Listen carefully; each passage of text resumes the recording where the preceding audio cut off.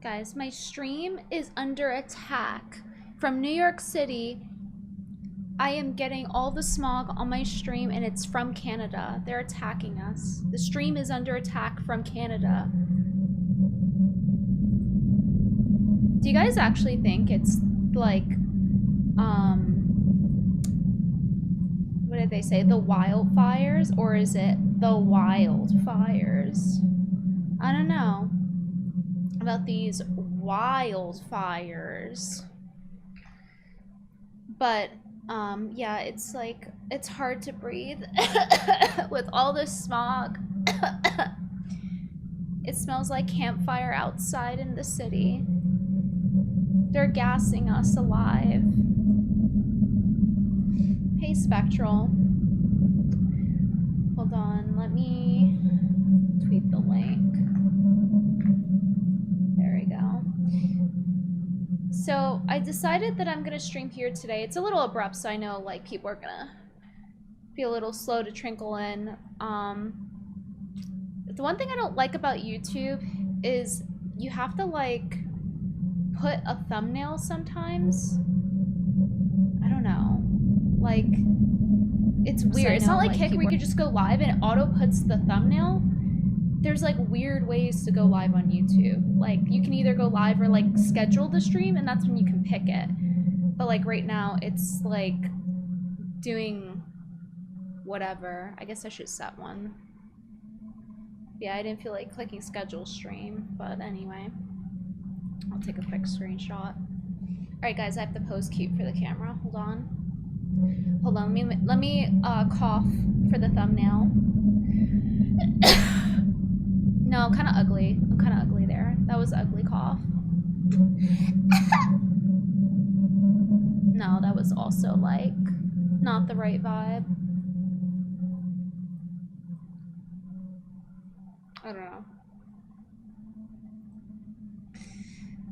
Why can't this thing lock in place? Stop clicking everywhere.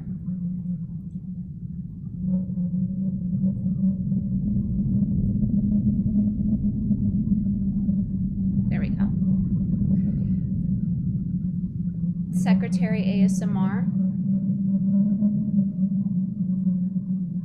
Okay, there. I'll use that.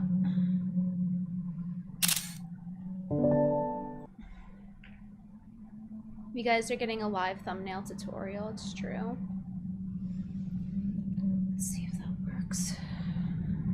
Yeah, there we go. Okay. Opening the chat back up.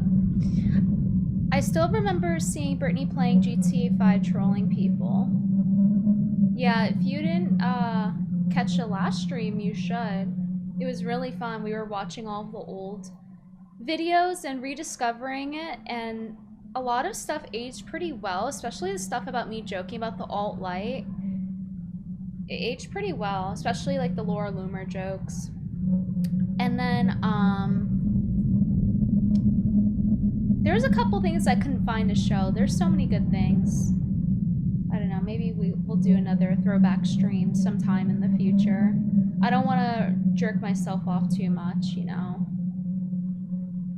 Not too much. But sometimes,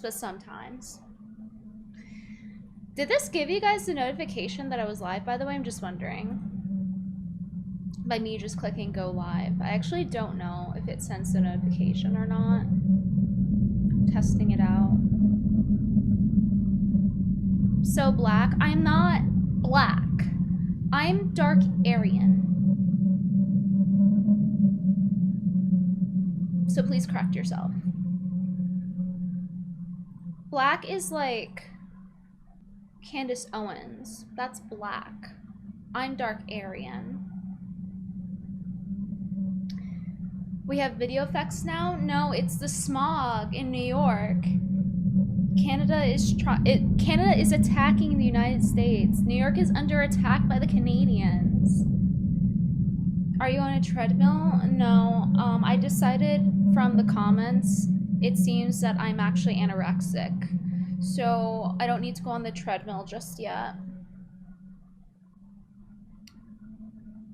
Got the notification, but found stream on YouTube's front page. Okay, cool. Yeah, it's just because, like, I did it abruptly, but I didn't know if I was going to stream today. I really wanted to, but I was like, I don't really know, like, what to stream about today. And then I remembered the rabbit hole I fell down last night. There were two rabbit holes I fell down. One of them I don't feel like going into today, because it's, like, it's a lot. It's like, schizo talk. But today, I figured I would go down this rabbit hole with you guys that I fell in, and it was this male companion, is what he calls himself. A male companion. Now, who here in chat wants to tell us what that term means? A male companion. For pay. I think there's a word for that. Might start with a P. And he has a lot of stories, and he started going through them, and it was interesting to me because he started going into celebrity stories, but basically he gets paid to spend time with people, and some of his clients are celebrities, and he doesn't disclose what gender they are, and he just says that person or they when he goes into his stories. But also, at the same time, and pull it up right now. At the same time, he gets really mad if you insinuate that he's gay, which is really funny to me, that a male companion telling these stories, which I'll get to the stories, but like, he's like doing crazy stuff for these people, and he views it as like almost like charity work in a way that he describes it. So this person left a comment under one of his videos where he was answering if he's ever fired a client, and someone said, yes, quote, Joe, we are no longer a good match. I'm referring you to someone more aligned with your current needs and goals. Done. And then the guy, the male companion, replies, Joe, laughing, crying emoji. So that's not the only time either. There were quite a few times where I would go in his comments and he would get kind of uppity if you insinuate that he's gay for pay.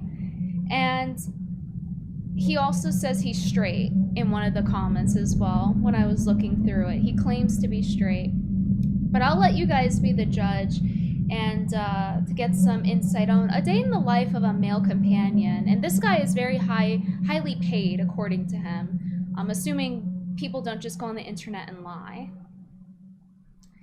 So let's do the first one.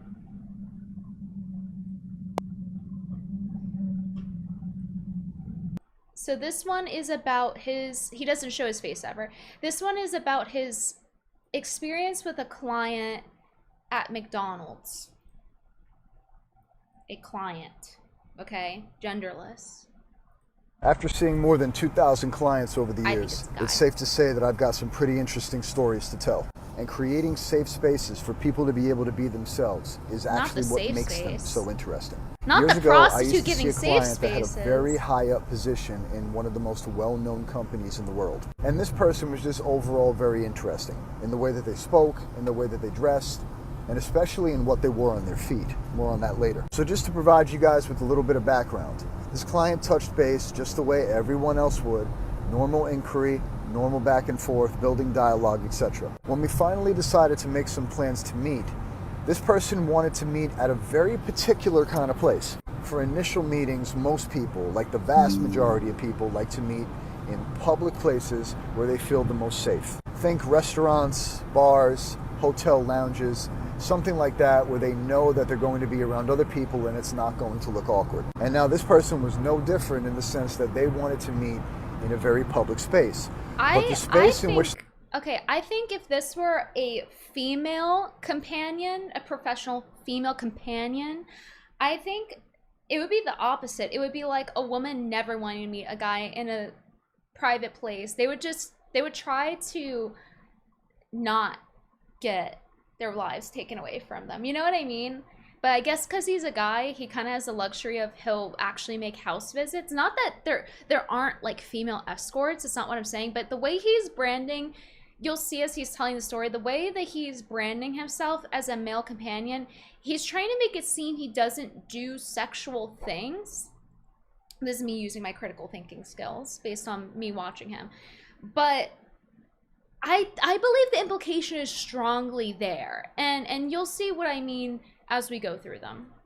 They wanted to meet at was a little bit peculiar. The client had asked if we can meet at a nearby McDonald's. Now, that's definitely the first time anybody has ever wanted me to meet at a McDonald's, but I was just like, okay, fuck it. So we made some plans and we arranged to meet at the McDonald's across the street from the Cage at West 4th in the Village. And if anybody knows that area, especially if they know the Cage, which is a very historic basketball landmark in New York City, you're going to know the McDonald's I'm talking about because it's been there forever and it's located directly across the street. And I always get to the meeting location first. It's one of my rules to never ever be late because wasting people's time is the first and greatest form of disrespect. So as always, I'm there early and I sit down and I'm just waiting. And I'm seated in an area where I have a perfect unobstructed view of the front door, so I know who's walking in and out. I'm usually really skilled at picking these people out even when I've never met them before and have no idea what they look like. So person after person after person walks into the McDonald's until I clock somebody walking towards the McDonald's from the opposite side of the street where the Cage is. There was something about this person that was just a little bit different than every other person. It wasn't the way they walked, it wasn't what they were wearing. I couldn't really tell you what it was, but something about them was different. As they entered the McDonald's, I knew for a fact that this was the person I was there to meet. I couldn't tell you how I knew, but I just knew. As this person walked into the door, I stared at them as they stared back at me. We just knew. We shared a very slight, subtle smirk with one another until that person decided to walk towards me. As the person approached me, they looked... Listen, you can tell. Somebody that buys hookers, prostitutes, companions, anything to that, anything adjacent to sex work, or is like kind of like, you can kind of tell. They have they're auraless, to put it straightforward. They're auraless. Thank you, Brian Howe, for the $5 super chat. Smoke got stuck in our factory. Got to go home an hour early, though. Smells like campfire. It's painful to breathe air for too long. Which state are you in? Because in New York, it's pretty bad. It's like, you really shouldn't go outside. Like, I have all of my air filters on right now. Completely normal in every single way, shape, and form. There was nothing about them that was strange. That is, until you looked down. This person had a very interesting choice for footwear. More on that later. But we sat... Before I keep playing the video, what kind of footwear do you guys think the client is wearing? The definitely female client. What kind of shoes do you think that they are wearing? I'll let you guys take a guess before I continue the video. You should be able to guess from the context so far. It shouldn't be that hard, because I was able to guess when I was watching.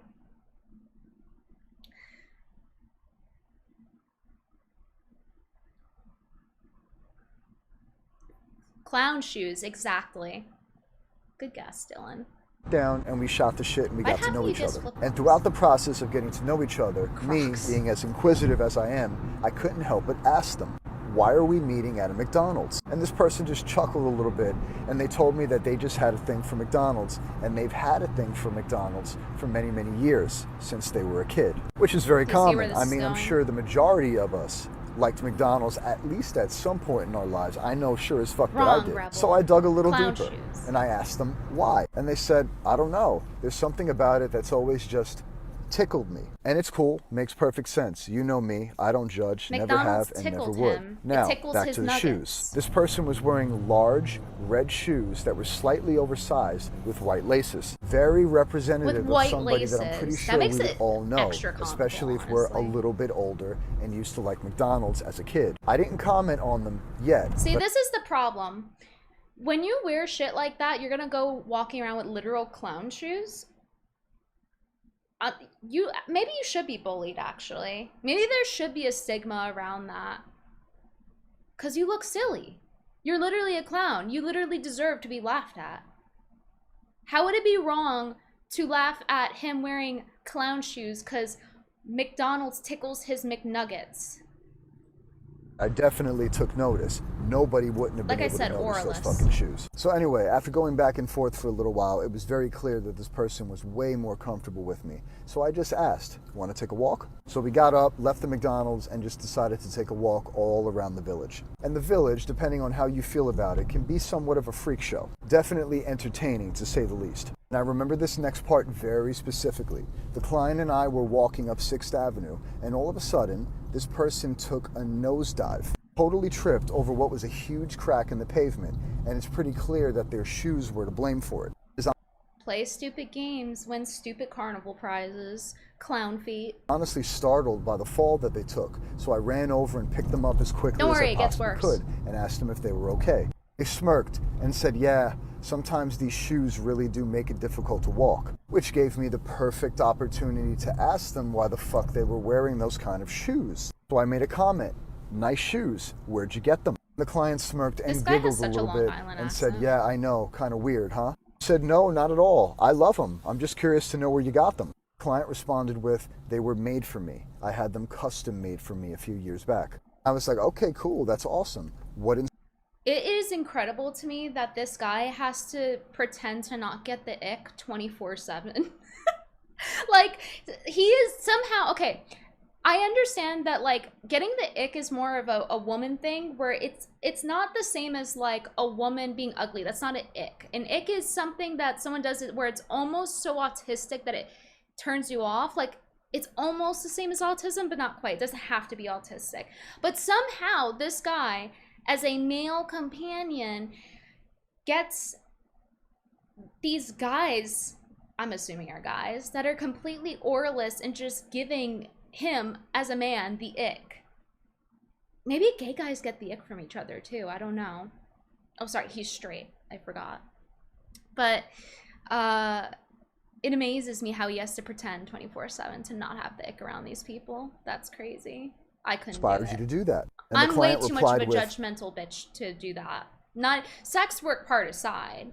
Ronald McDonald. And that Morality is when I reasons started to aside. make a lot more sense out of the entire situation. And this was that moment, and there's always that moment Dignity when people reasons become aside.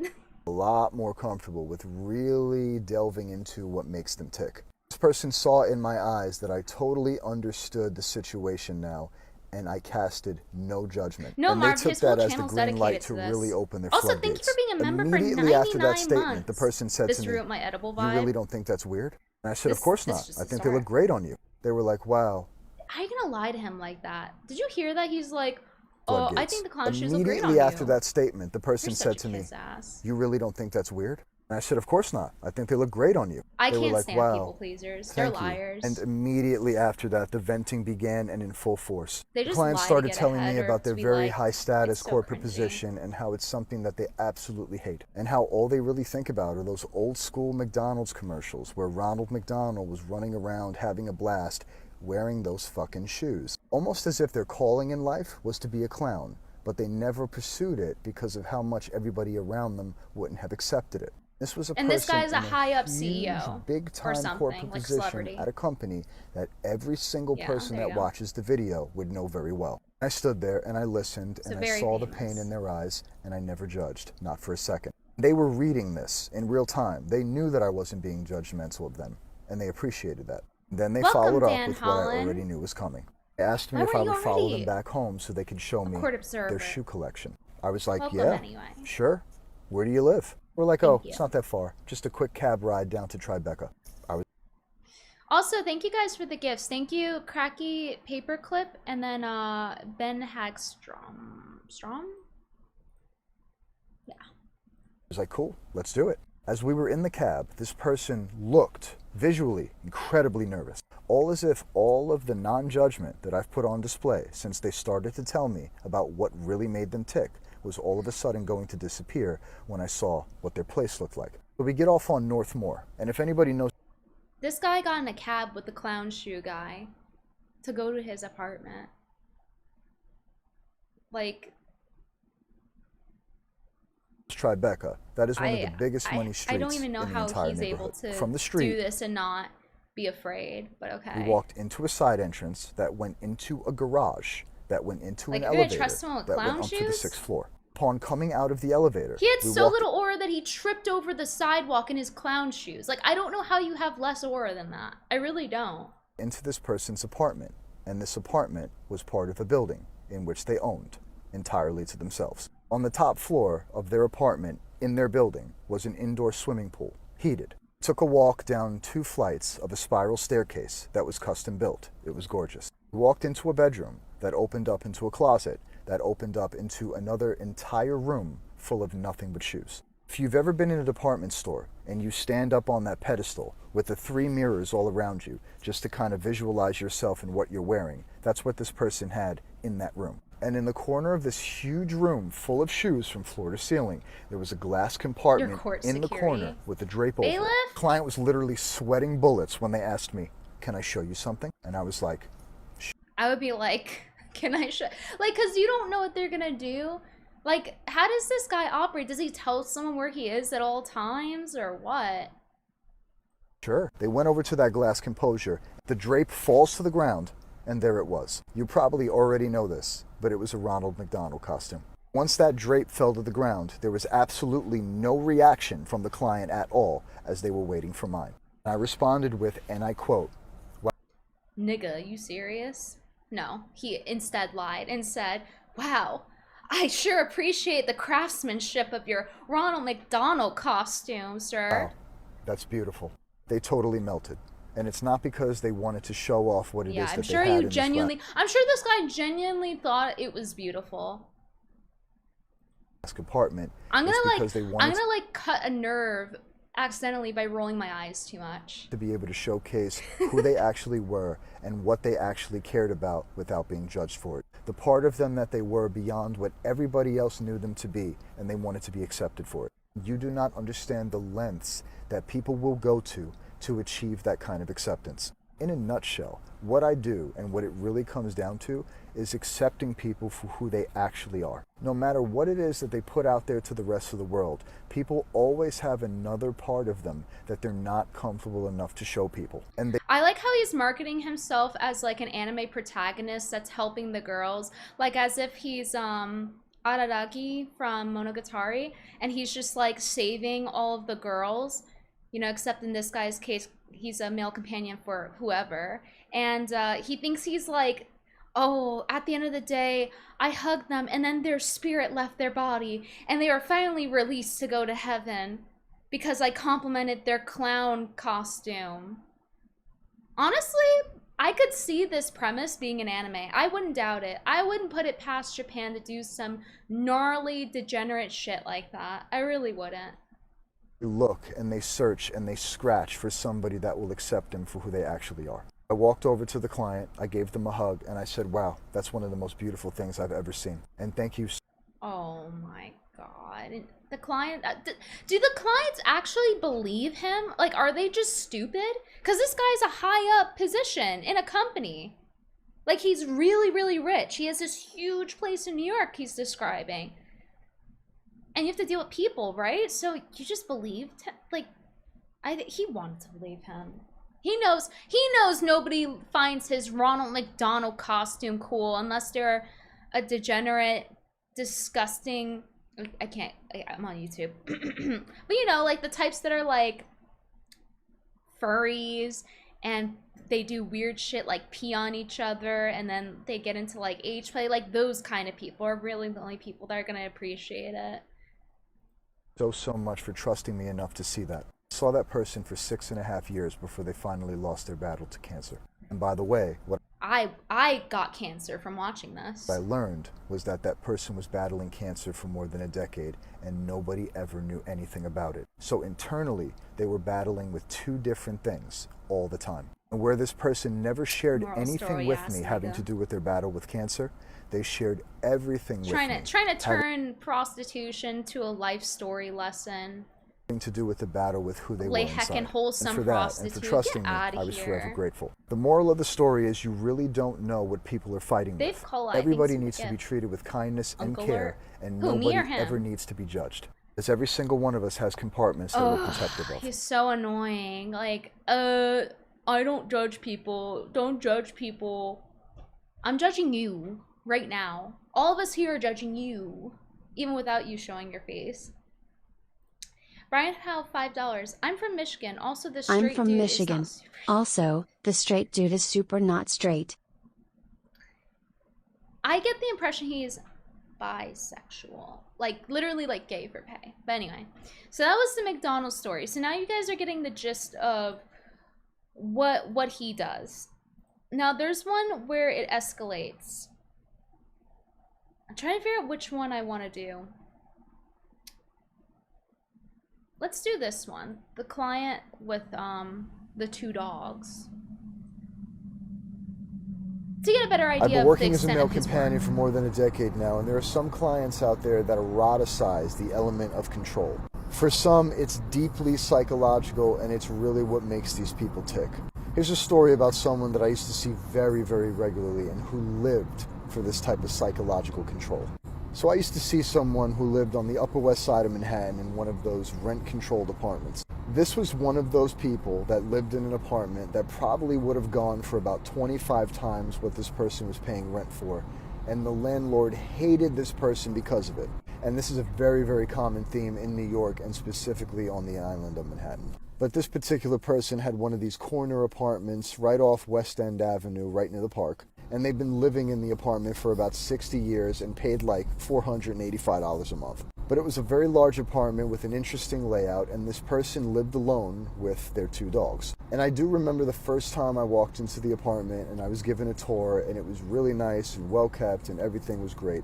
But there was one very distinct feature about it that stood out to me among the rest. A lot of people, especially in the older style apartments, have some sort of coat hanger. You know, one of those things that Oh, you by just the nail way, he says he's been doing this for like 10 years. onto the wall, and you can hang your coat when you walk into the door. Thank you, And in Deception, that for sense, this becoming a apartment was no juror. different. You walked in, and around the Please corner, judge. off to the right, there was this coat Please hanger judge this guy. with maybe 7 or 8 spots to hang your coats on.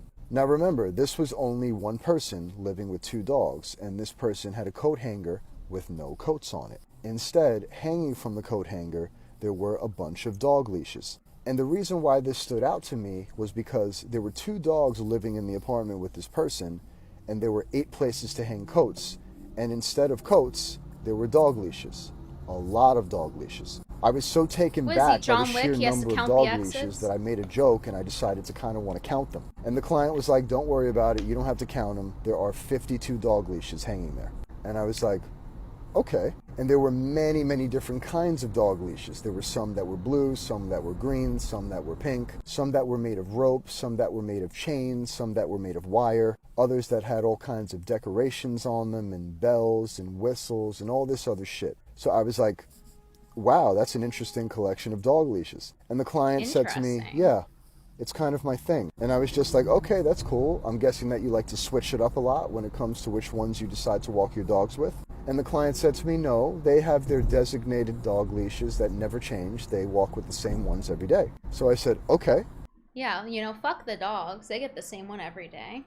then why do you have so many dog leashes? And the client responded with, well, I was hoping one day somebody would kind of understand. And I said, well, understand what? And the client hesitantly mentioned to me that there was something that they were really, really, really looking to try at some point. And they went into this long monologue about how they eroticized the thought of being walked like a dog. And mind you, the first time that I ever spoke to this client, there was never ever a mention of anything like this. But sometimes, out of fear of maybe thinking they would be judged, things get left unsaid.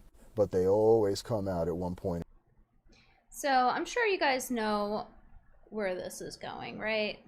or another. And I will never forget the look that this person gave me when they mentioned to me that they dreamt of being walked. It was almost like simultaneously as this person said that to me, they melted within themselves. Almost as if that was a dream of theirs that they've never got to live out. So as this A person dream. You know, there's a lot of things in the world you could dream of. You could dream of going on a nice yacht in middle of an exotic place with a bunch of hot people around you, you know, have your gooner fantasy. You can dream about having a loving family and driving your dream car and, you know, petting your dog. No. This person dreams about being walked in the street on their hands and knees by a male companion. By the way, this person is like 85 years old. They clarified in the comments, I checked. He responded and said they were 85. Since started telling me more and more about what they really wanted, they started to go into more detail about how they wanted it. I was just kind of standing there, leaning up on the wall, listening very, very carefully as my other hand kind of grabbed onto one of the leashes.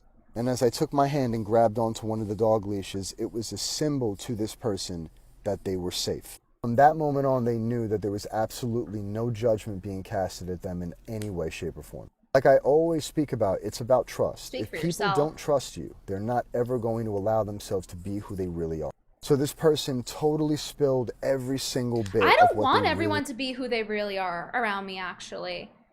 Actually, sometimes you should keep it in your pants. That's what I think. Have some courtesy. And they started getting into some real significant detail, like to the point it even surprised me, and I'm really hard to surprise. This is when the client started elaborating in really significant detail, and even went to the point that they were telling me about how jealous they were of their two dogs, that every time they took that leash and strapped it on the collar of their dog, that they were so jealous that they were the ones walking them, and it couldn't have been the opposite. If you could only see the look. Subterranean. Absolutely subterranean. Like, where did this person come from? The depths of hell? Like, you're jealous of your two animals that you adopted and getting to leash them? See, this is what I'm talking about. Like, you know, some people, I actually don't want them. Don't be yourself around me if you want to be walked like a dog. Actually, don't do that. Don't do that around me. Thanks. Look in this person's There is no amount of money you could pay me to deal with these people. While they were telling me this story. And it gets deeper than that. The client then started telling me about a very, very specific location that they wanted to be walked to. This person told me that their ultimate dream and fantasy was to be walked up the block onto Broadway into the bank with their ATM card in their mouth, like a dog with a bone, and wanted to be walked to the ATM and totally drained of all of their funds. In full disclosure, this was totally consensual. So at the time, being a much younger guy... Oh, that was what I was worried about, that it wasn't consensual. Honestly, I would have... I can't say that on YouTube. My friend Whitney, she would have more respect for someone, like, if they, like, didn't cater to people that want to be walked like dogs.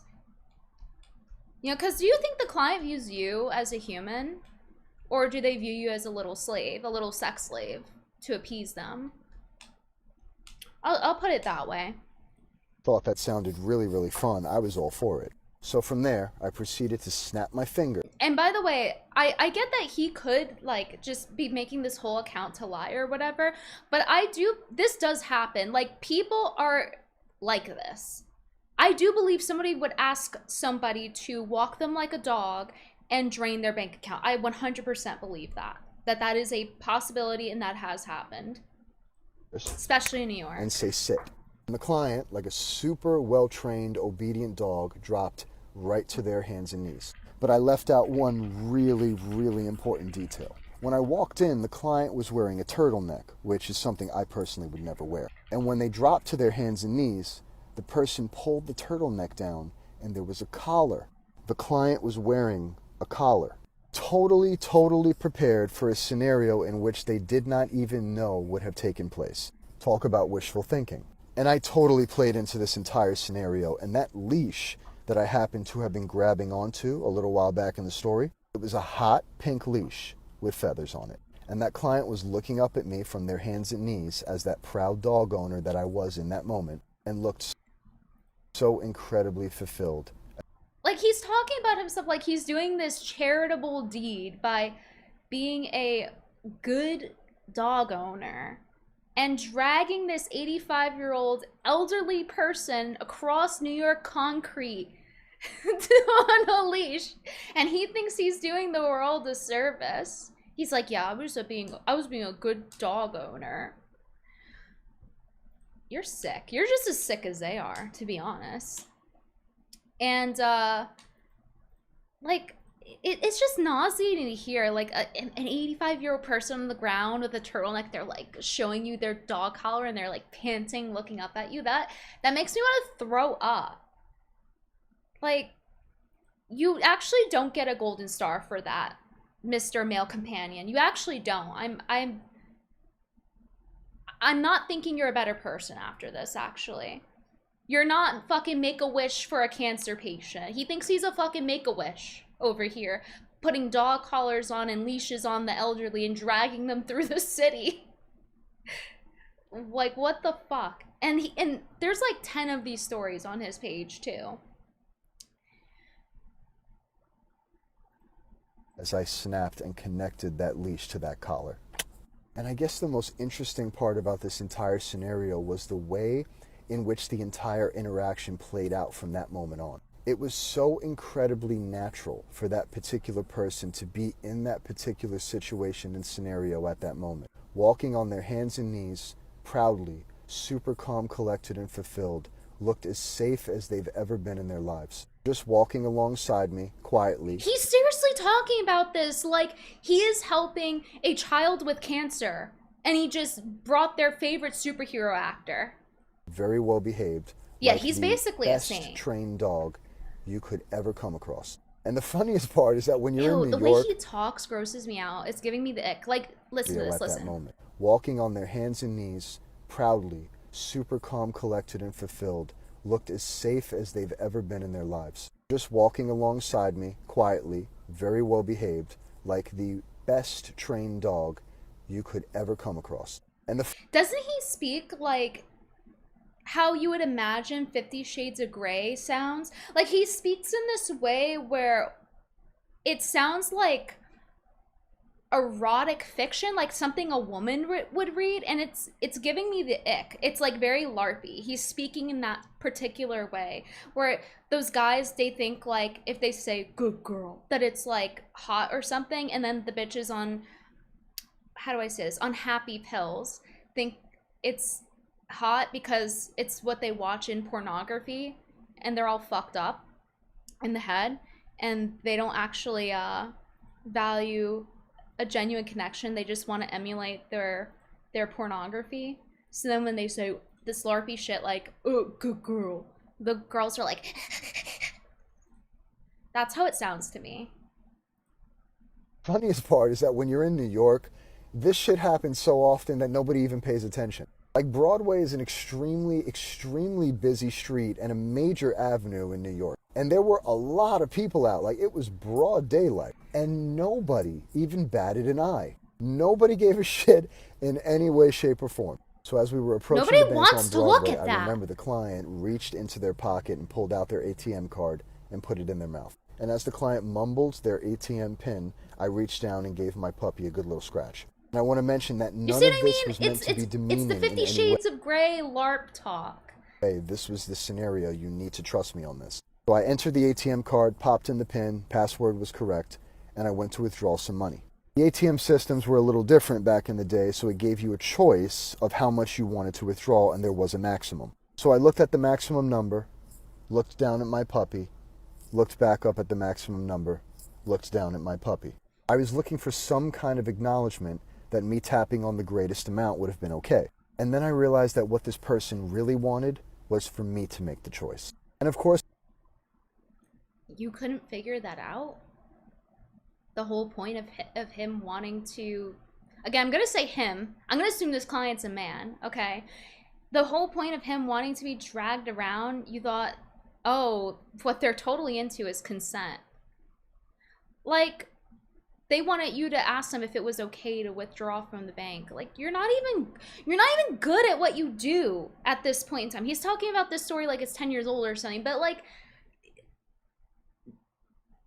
And second of all, when I was watching this, by the way, the first time through when I watched this, he said, oh, I withdrew the maximum amount. It's like, that's actually not the maximum amount. The maximum amount you can go and withdraw again until the ATM says stop.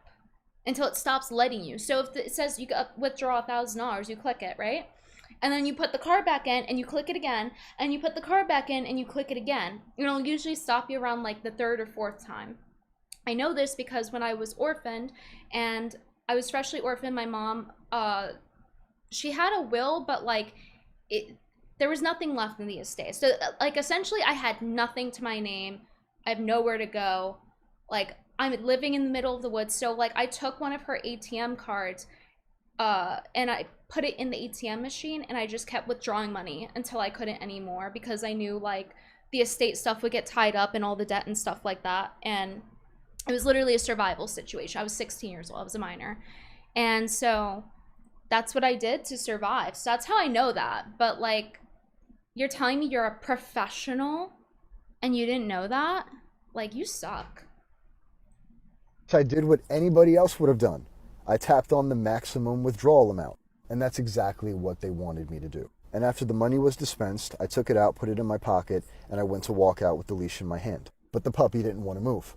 So I tugged again. Yeah, like my house was like literally in the woods. The puppy didn't want to move. It's and like then I realized it's not because I viewable from the haven't street. taken enough money out of the machine. So I went back and repeated the And I couldn't process drive. 2 more times. I didn't know how to drive, nor did I have a car, by the way. Until the And this is ATM before Uber. wouldn't let me dispense any more money for that day. Then the puppy was satisfied, and we proceeded to walk all the way back to the apartment and walk back inside. We then walked back all the way from the bank, down Broadway, all the way back down to West End Avenue, and entered back into the client's apartment. By the way, the entire way, the client was on their hands and knees, just like on the way up. We got back into the apartment. Walking on the hot concrete. An 85-year-old, someone's grandpa, walking on their hands and knees on the concrete, scraping their knees as they're crawling on the floor. But we're to believe that this is fucking Charlie's Angel here or whatever. I proceeded to reach down and disconnect the leash from the collar. He's doing the good deed, fighting the good I then fight. decided to remove the collar from the client's neck. And the most By being interesting incompetent, not knowing how to withdraw money. part about it is that as soon as I did that, the client stood back up and all of a sudden was an actual functioning human again. By the way, my whole point in pointing that out, I was 16 and I figured that out. This guy is how old? And he didn't figure that out? I was 16, freshly 16. Collar symbolized that psychological element of control that I spoke about in the beginning. For the third time, this entire process from beginning to end was completely consensual. The client stood up on their feet, looked at me, smiled, and gave me the biggest hug. Thanked me profusely for being confident and secure enough in myself for being able to carry that out with them. Heartwarming And from story. that moment on, we were very, very close friends. I Think feel about it. What was the warm and foundation of that disgusting entire inside. interaction? It was trust. Not just in that interaction, but every interaction. It's always trust, every single time. People want to be around someone else that they can trust, someone else that they can believe that they can be exactly who they are and who they're supposed to be, and they won't be judged. And even though You know what else gives that? Dating someone. that particular scenario Or might have perhaps a friend that you don't pay. been a bit extreme, it speaks to the majority of what people are And actually everyone looking for clapped. from me and with me when they're around me. And that's someone that they And can everyone trust and threw feel safe around. flowers. If you stood around to the end and watched this incredibly long video, I'm extremely appreciative, and you should let me know what you He also, in his videos, I don't know if it's in one of these ones that I set aside for you guys, but he mentions that he believes he is an empathetic person. And like, because there's this, I don't know if I saved it. There was a client that he had that was like terminally ill, fighting something because they got into a really bad car accident and they never fully recovered, so they couldn't like make coherent sentences and stuff like that. They could kind of talk, but it was hard to understand them. So he meets them at their house, and they're like in a hospital bed in their house, and the whole house is empty. It's like basically a mansion in the middle of Connecticut. And he in Fairfield, Connecticut, and he's like, oh yeah, they were like barely able to talk to me, and I was like trying to be so empathetic and understanding of them and give them company, and I was they were my client for years until they finally passed away, and then they left me this gift with a big red ribbon on it, and then it had $15,000 inside of it. You got paid $15,000 on the first visit with this person for being a male prostitute for some dying person in their house. And he's like, again, trying to make it seem like he's doing charitable work and like he's Make-A-Wish Foundationing over here, the charitable cock of magic or whatever. And he was saying, oh, and that messed me up. I didn't even open the gift box of $15,000 until the next day, because like them being ill messed me up so bad because I'm such an empathetic person. It's like, I don't know. I am kind of suspicious of people that say that they're empathetic. Like they're self-describing as empathetic. Like just outwardly like that. I don't know. Something's up. I think something has to be wrong with you to do this. And he actually goes into how his thought process works with this. He calls it compartmentalizing. Okay? It's actually okay because he's separating his thoughts. So let's hear his psychology for this. How did I teach myself how to compartmentalize? That's a good question. I've been working as a male companion for more than 10 years now, and compartmentalization is a very valuable skill when it comes to what I do and in life in general. When it comes down to it, life is healthier when you master the art of separation.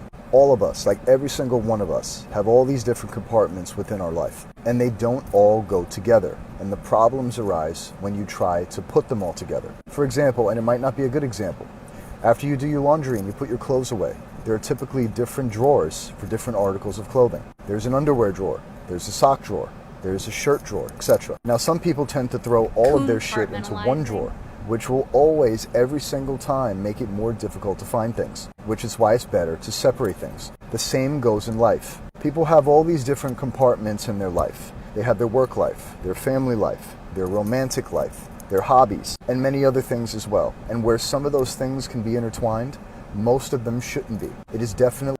So he really thinks he's above it. He thinks that he's this superhuman who can just disconnect his emotions, and he really thinks he's going to get away with walking an 85-year-old man in the street on his hands and knees and get away from that unscathed. Oh, with a collar on, pretending they're a doggy, panting. Like, I'm sorry, but that taints the soul. You're not going to get away scot-free from that. That is going to do some damage that you're going to have to address. You can't just say, oh, you know what? I put it in a separate drawer so I don't have to look at it. It's like, you're not compartmentalizing the way you think you are. You're not getting over on this. You're a male prostitute is what I'm going to insinuate, because, you know, he's hiding his face and the way he's being very vague all the time describing it. I'm going to assume that he's on, at least on some of these occasions, doing something sexual with these people. I would consider walking someone like a dog in the street to be sex work, right? He's not just like, oh, having lunch with them or something. And some people would even argue about that, right? But it's like, you are not just compartmentalizing. The word for that is dissociating. You are dissociating, just like all sex workers do, because you're not, it's not like any other job where you're just sacrificing some labor. This is something you take home with you. It's like a little parasite that gets attached to you, and it's feeding off of you 24/7, clocked in or not. You are dissociating. You are trying to forget what you do while trying to wrap it in a big ribbon. Oh, but I'm actually doing charitable things. I'm the charitable hooker. Like, you're not fooling me. And I don't think you're lay empathetic hooker. I'm sorry. Lay charitable hooker. I can't. It's okay to keep things separate, and not everybody needs to know everything about everything else. So when you grow to understand and learn how to value the art of separation, you'll better understand how to compartmentalize. One does not come without the other. Life is already messy enough. Why look to make it more complicated? Just learn how to compartmentalize. The worst pseudo-intellectual you know. I swear to God, there are actually people that walk around like this. They live among us. You know, it's like how I was talking about on Substack the other day. I think I was posting it on there, where every time I hear normies explain certain concepts that are like very like common sense, but they make like a big deal out of it. So for example, they'll talk about things like aura and IMAXing and have to explain it and act like it's this crazy new concept, and like putting weird brandings on it. IMAXing? You mean wearing makeup, the whole point of wearing eye makeup, IMAXing now. That's the women are saying on TikTok. And it's like, you are pretending to be sentient, aren't you? Oh, you think you're so good at pretending to be sentient. Like, you are an avatar. You're a husk. People like this, they're a husk. Ain't got nothing going on inside there. It's not compartmentalizing. He's empty. You knock on him, and you just hear an echo. This is what you hear.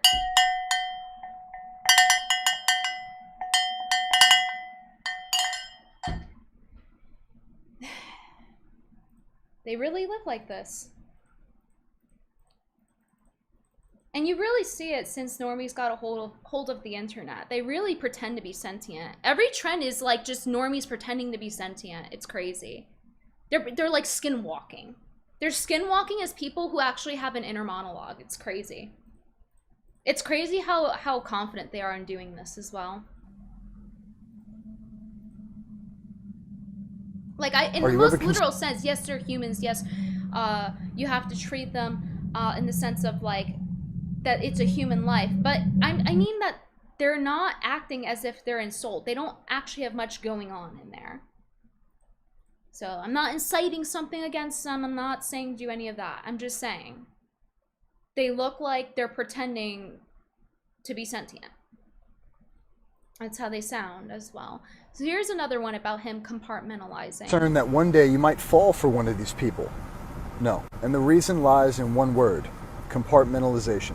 Over the years, I've become a master of compartmentalizing every single aspect of my life. Some people might think that's weird, but I think it's just me being protective over what it is that I do and how Brody says $5 super chat. Lucky he didn't walk Gramps past the fire hydrant.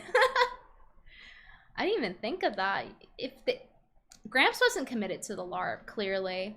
They definitely will. Do you know how many fire hydrants there are in New York? There's a Johnny Pump on every corner.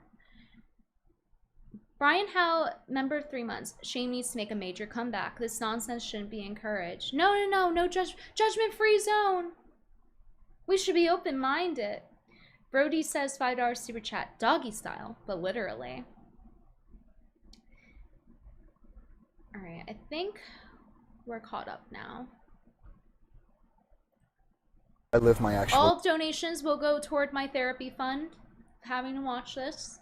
Life. And listen, full disclosure, there are situations where you'll meet clients and they turn into people that you grow incredibly close to. And this is always what I'm hopeful for. I'm really big on building meaningful connection and lasting relationships. But am I concerned for possibly falling for one of them one day? No.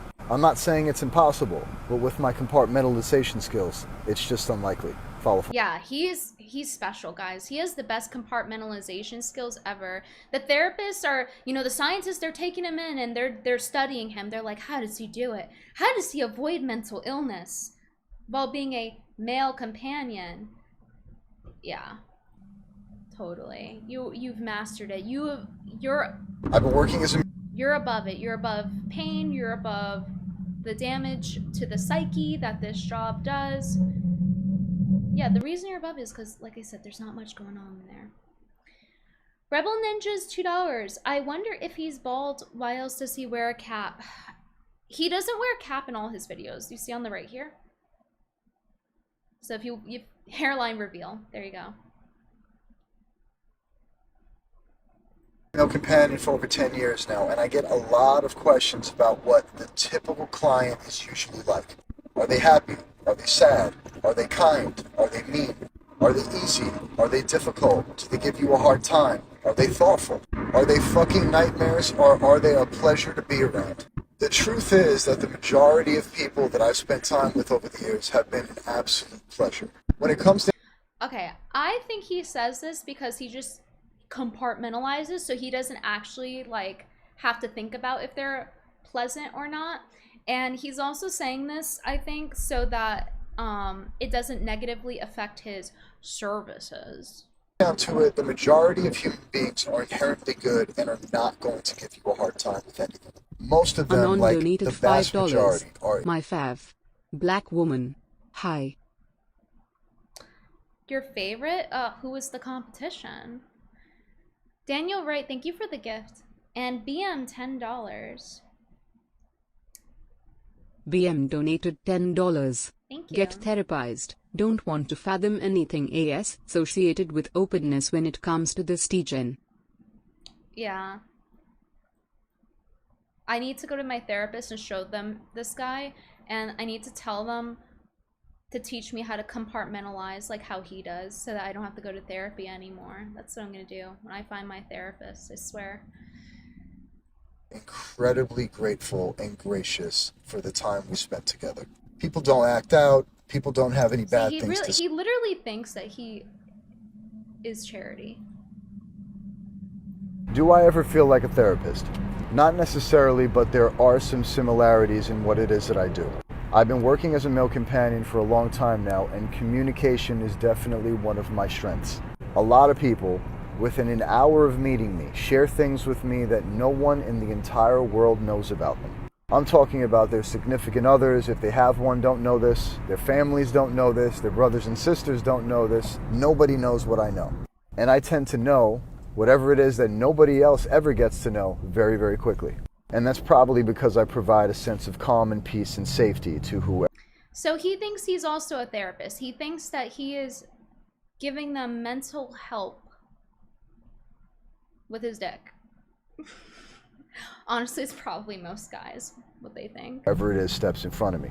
But to answer your question, there probably is some sort of an element of therapy within what it is that I do. I'm a good listener, and I'm also pretty good at getting other people to realize what it is that they might actually be missing in whatever it is they're having a problem with. Oh, and by the way, anytime you go in the comments, and I guess in this one he doesn't really answer too often. Okay. Oh, also a lot of people will just be like complimenting him, like, oh, you're like, they'll compliment his looks, like, so to speak, and they'll like say, oh, you're doing such a good job, and they're like kissing his ass.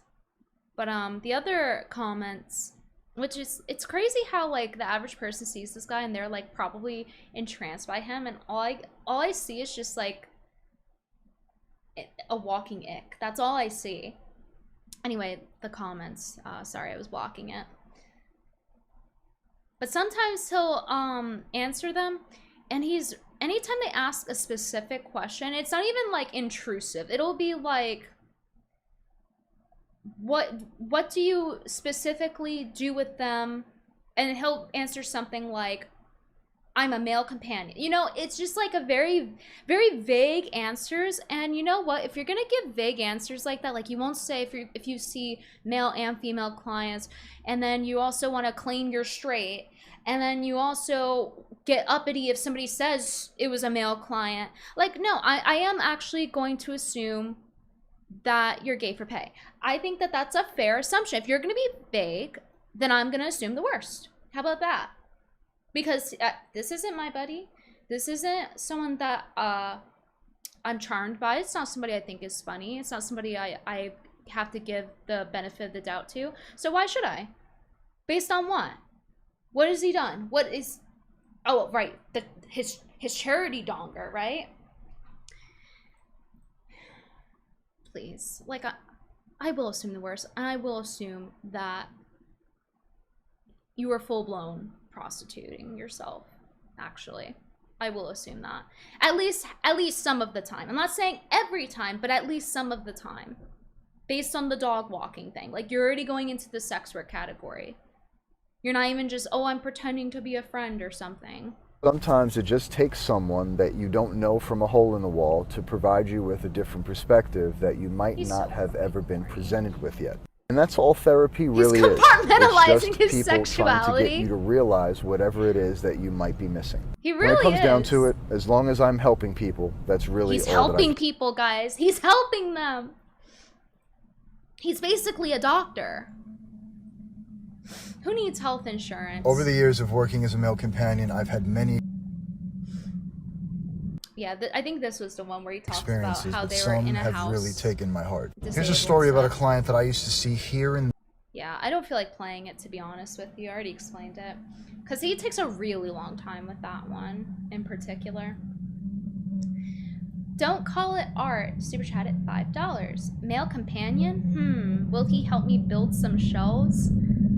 I wonder if if he does, that's so funny as a concept, like a sex worker that like, I think people have done this before, but they hired them to do weird things like play soccer and stuff. I think that's pretty funny as a concept.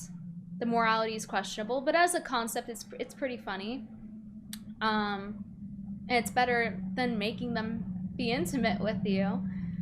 But I wonder if this guy, for example, has ever been hired and they just asked him to like install some shelves or like build them a dresser, and he's like, nah, fuck that, I'd rather suck dick.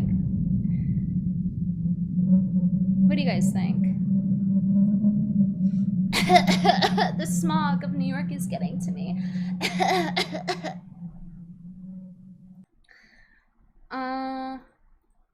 Here's another celebrity story that he had. I'm gonna pull up for you guys. Daniel Wright, thank you for the gift. Little sunshine. A little ray of sunshine. Over the years, I just have like our had my male fair companion share here. of celebrity clientele working as a male companion. And let me tell you, some of these stories that I have with some of these people are fucking crazy. There's one particular story that comes to mind, and it was actually my first ever celebrity clientele experience. I remember years back, I received... Oh, really quick before we get into this one, actually. I forgot to show you guys, people were guessing who the McDonald's boot one was. The McDonald's After guy. seeing more than 2,000 clients... Apparently was Gabriel Whaley, people are saying. Let me look him up. Supposedly he was known to have these clown shoes or something. I don't know if this is true, but that's what people are guessing in the comments. I'm gonna look up boots. So a lot of boots do come up with him. Yeah. These don't have white laces on it. That's the only thing. But it could have just been a different pair. Because like he said, he had a whole room of boots. Excuse me.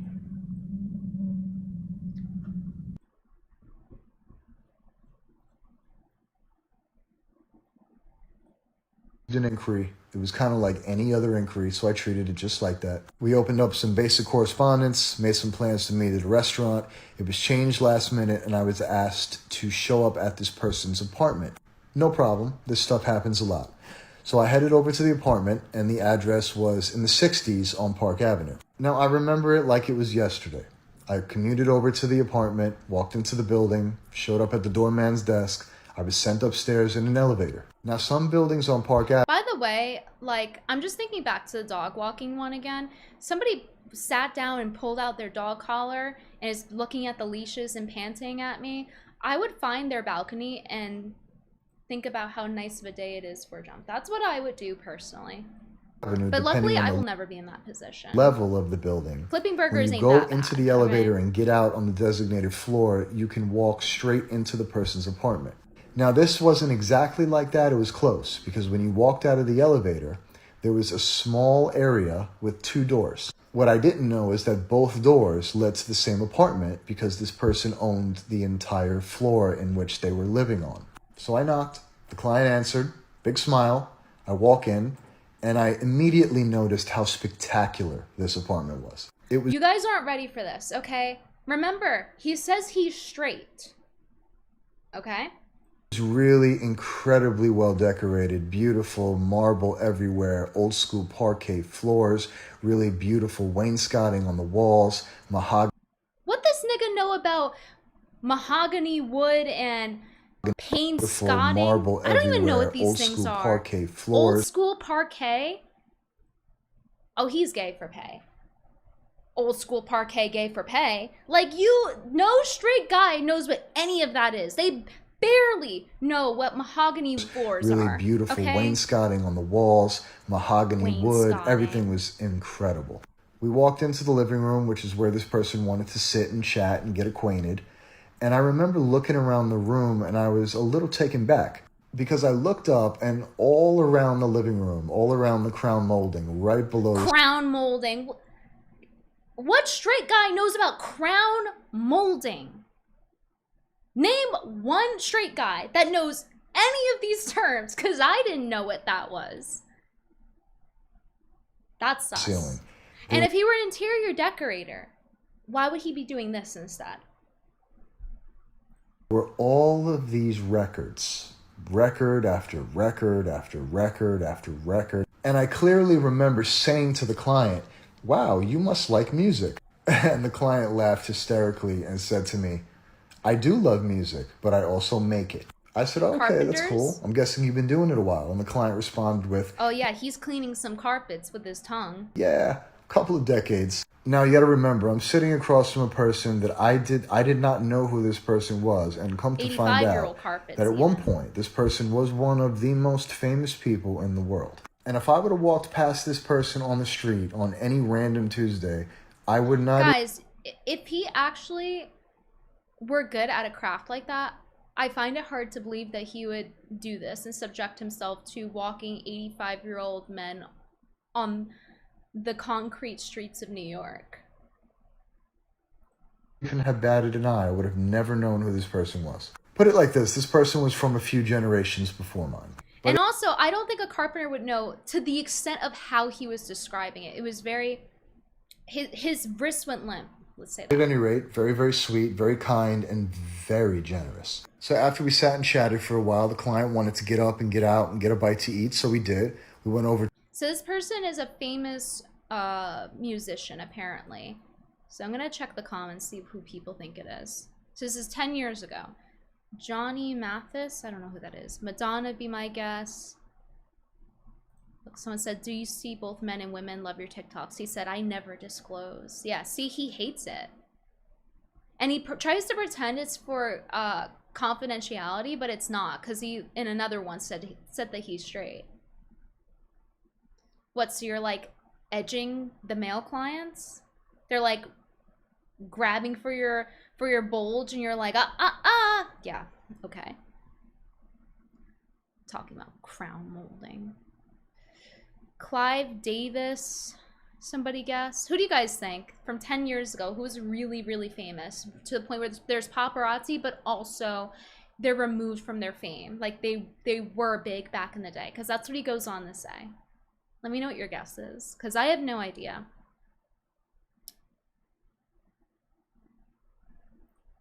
To a really nice restaurant. If I remember correctly, we went to Nobu on 57th. And after that, it was kind of off to the races. I traveled everywhere with this person for years and years and years. And even though this person was pretty far removed from their peak fame, this person was still very famous. I vividly remember having to avoid paparazzi.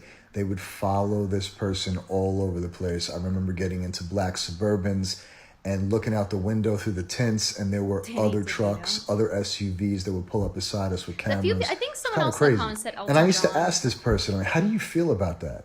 And this person always used to say, it's the price you pay. Like, this person was very much removed from their peak fame and still could not get a fucking moment of privacy.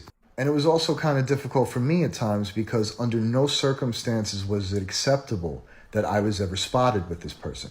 I remember always having to have a hoodie on my person, because when the paparazzi came around, I had to be able to hide myself from view. Especially when we were at very public places, no one could ever see us together. And it was kind of stressful for me, to be honest with you. But what I'm getting at is it gave me my first real insight as to how some of these people live and the kind of things that they go through on a daily basis. And where I would absolutely love to have the kind of money that this person had, I don't think I would ever want to have that kind of life where I could never get a second to myself. But do you guys know that scene in American Beauty where, what's his name, Ricky? He goes and he's like, I can't find the scene on YouTube, but he goes to his dad, who's like this homophobic character that's a vet, and he's like has a buzz military haircut and everything, and he's like, because his dad thinks he's gay, but he's not.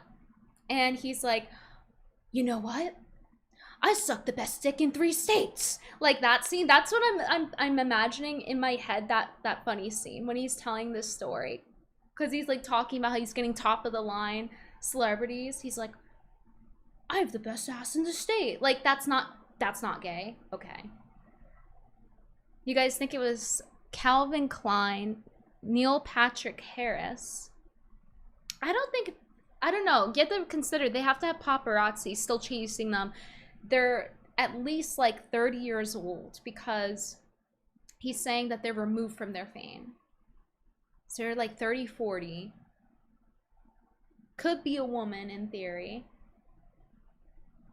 I don't know. Just like the client always used to Travolta. say, it's the price you I think it's Travolta. That's gonna be my guess too. I'm curious, actually. would you guys want all the money and recognition in the world in exchange for absolutely no privacy ever? Let me know in the comments below. Yeah, I mean, that does suck if you're a celebrity and you have no privacy ever. You get a taste of that when you're an e-celeb, but you generally can go outside and be okay. Like, sometimes people recognize me and ask for a photo, but it's not like, oh my god, the paparazzi are chasing me. It's more like, I can't go outside ugly, because what if somebody takes a creep shot of me? Which has happened before. And I caught them. They got nervous. They were posting about it on R9K, and someone tweeted me that someone on R9K posted me. And so I went on the thread, and I was in a Starbucks, and I started meanly looking at every single person, staring them down. And apparently I had stared them down because they posted in a thread, oh my god, she's looking at me, and they like shat themselves and then left. I wanted to know who this motherfucker was. Pull up. Pull up! Anyway. Yeah, I'm actually not streaming in Silent Hill, but in New York currently. That's actually Canada's wildfires. It's actually because Canada is hell. And the smoke's leading in. Anyway. Where was I? So... I feel like I'm missing one of his things that I wanted to show you guys, but I can't remember. Oh, yes, it was this one. I've been working as a male companion for more than 10 years now, and it is safe to say that I have been around some pretty interesting people. And what made a lot of these people so interesting was what they were interested in. Years back, I met a client in New York City that actually... Thank you, Rebel Ninja, for the $5. Good thing I'm not an e-celeb. Even if I were, I wear a mask and so does my girlfriend. No one is gonna recognize me or my girlfriend. You gotta pull the Tim Pool where he uses his beanie. So he just takes it off and it's like Superman putting the glasses on. Unfortunately, I get recognized really, really easily because of my hair, I think. Because there was one time I went to an event in Oregon many years ago. It was like a college campus thing. I flew out to see my friend, and she knew another e-celebrity that was doing a speech there, and there was a bunch of Antifa outside. So I was trying to go like disguise, and I had glasses on, and what else did I have on? I had something else on. I was like trying to be subdued, but I still got recognized, not by Antifa, but by the people at the event. They just knew it was me from the hair. So it was either that or my cleavage. I'm not sure which, but anyway, I'm not too good at being incognito in that way. It's so strange too, because growing up, I was totally ignored. But in a way though, I still feel like that lingers over. Like, I think I'm pretty loud in my presence now, but also, like, without trying, but also, and because I'm a black woman, in a way, sometimes it feels like I'm kind of like covered, like for safety. That's how it feels.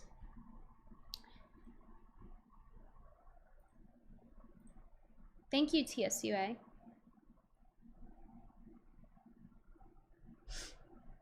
Listening to this gay nigga giving me AIDS. For sure. Thank you.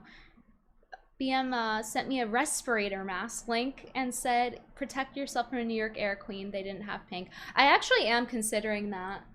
I was thinking about it today. I was like, should I buy a respirator? Because also, you know, I'm not even worried about like fucking up my lungs necessarily. I'm worried about how it's gonna give me acne. Like when air quality goes bad like that, it gives you acne. Did you guys know that? I'm really acne prone, so like that's gonna like fuck up my streams and stuff if I go outside. So I appreciate any DoorDash money. Thank you. Resided in Chicago, but given the nature of their business, the majority of their work was here in New York City, and this person was always here, between 3 and 4 times a month. So it gave us the opportunity to spend a lot of time together and get to know each other really, really well. And I will say, even with being as intuitive as I am, it took me quite a while to really understand what it is that this person was looking for. So as we got to know each other, things were really, really basic, really, really surface level. This person always used to stay at the Ritz-Carlton at the foot of Battery Park City when it was still there. And they had this really beautiful bar in the hotel that we would meet at before going out into the financial district for dinner. And the evenings were always full of really meaningful conversation and everything else that comes with getting to know each other. So for the record, I think this one's a female. But there was always something about this person that I used to notice that wasn't questionable, but tell me if you but I agree knew or that not, there was something that they weren't telling me. story. This person always used to wear a very, very small necklace with a very, very small pendant. And the pendant was so small that you could almost not even tell what it is unless you really focused in on it. And the other detail that I used to notice and pay attention to and hone in on a lot, but really never said anything about, was the kind of fragrance that they wore. But wait, in order to explain the fragrance, and in order for it to make any sense at all, I have to talk about the necklace, and particularly the pendant. So I remember one evening, about 2 months after we met, we were at dinner in the financial district. Typical place, we almost always went to the same spot. And this person always wore dress shirts, and you could tell that they wore a necklace, but the necklace, or at least the pendant, was always tucked into the shirt, so you couldn't really always tell what it was. Actually, I changed my mind. This might be a man, because somebody who always wears dress shirts, that sounds like a man. A woman will wear a dress shirt, but not always, especially not nowadays. I don't know how old this story is, though. Until one day, when this person was kind of twiddling with the necklace, kind of like that. And the necklace had kind of popped out of the shirt to the point that you can get a good visual of what the pendant was. And the pendant, upon inspecting it, was a pacifier. Yes, a pacifier. And I don't really know what jeweler this person used to create this pacifier, but it was so small that almost nobody would be able to tell what the fuck it was unless you really got close to it. And being that this person was kind of twiddling with the necklace and it popped out of their shirt, I got to look at it. And upon inspecting it, I asked them about it. I asked, "Is that a pacifier?" And they reluctantly looked at me and giggled a little bit and said, "Yeah." And I mean it when I say that I didn't cast any judgment whatsoever. I really didn't even think anything of it. I just said, "Wow, that's really beautiful. There's a lot of detail. Can I see?" Oh, there he goes again with the ass kissing. Oh, your pacifier, your freak pacifier necklace that indicates that you have some weird kinky shit with, I can't even get into it on YouTube, with people that you shouldn't be. Oh yeah, that's actually so cool, dude. It's so cool, so nifty. The client, again, like reluctantly said, "Okay." So they reached back, took off their necklace, and handed it to me. So I held it in my hand and I was inspecting it, and I was honest, incredibly impressed with all of the detail. And if you held it at a distance, like maybe this far or so, you couldn't tell what it was. I mean, for all you know, and it could have been a fucking, like a nipple or something. But as you inspected it closely, it was clearly a pacifier. So I had to ask. Oh, the PDF file necklace? That was actually epic. My client was actually epic for that. That's how he sounds. Why a pacifier? I love people. I never pass judgment on these people. And again, the client reluctantly answered, "I like babies." And it's very likely. And he's over here calling the necklace cool, by the way. You see why I don't like him? You see my beef with him? He tries to be like cool with everyone. Guess what? When you're cool with everyone, you're cool with no one. It means you have no backbone. It means you're trying to get ahead and trying to get the money while trying to act like it's a charity cancer patient. You're Make-A-Wish, give them a dick. Like, get out of my face. At this point, your mind might be going in the totally wrong direction. So let me explain. Oh no, we're assuming the worst, guys. We should assume the best of the person with a baby pacifier necklace hiring a male prostitute. We need to assume the best. Like how we should assume the best of this male prostitute for his work, right? Explain. I said, okay, what about babies? So they began to explain, and they said, well, it has a lot to do with my childhood. But now I'm going to break this up a little bit and go back to the fragrance. Because the fragrance is really what ties everything together. And where it was a very familiar scent to me, I have never asked the client what it is that they were wearing until now. So after they told me a little bit about their childhood and how they like babies, and gotta throw $2 I started, to it I and guess, on the to grind. understand why they had Thank a you. pacifier around their neck, I just asked them about the fragrance. And I asked, what kind of fragrance do you wear? And the client answered me and they said, Guess. I want everyone in chat right now to guess what was the thing that the client was wearing to smell a certain way. I'll let you guys take a guess. Error, thank you for the $10. 0R0B0 donated $10. Sparkles emoji. Sparkles emoji. Sparkles emoji. It's like the sparkles that were in his eyes when he looked at the little golden baby pacifier and he was like, that's a cool hobby. Yep, you guys got it. it's baby powder. And I was like, shit, I knew I recognized that scent. It smells great. And they said, yeah. Again, reluctantly, I really miss being a baby. I said, okay. And my follow-up question was, well, how do you even remember what My follow-up question would be like, how do I get the fuck out of here? it was like to be a baby? I didn't know memories can go back that long, because I certainly don't remember what it was like when I was a baby. And they couldn't exactly explain, but then everything made a lot more sense. The client looked at me and hesitated before they said what they were about to say. They paused for a second and they asked, can I ask you to do something for me? And I said, sure. If I could do it, I'm happy to. They said, I've always wanted to be dressed up like a baby, put into a crib, and rocked to sleep. This guy is a slave to money. Seriously.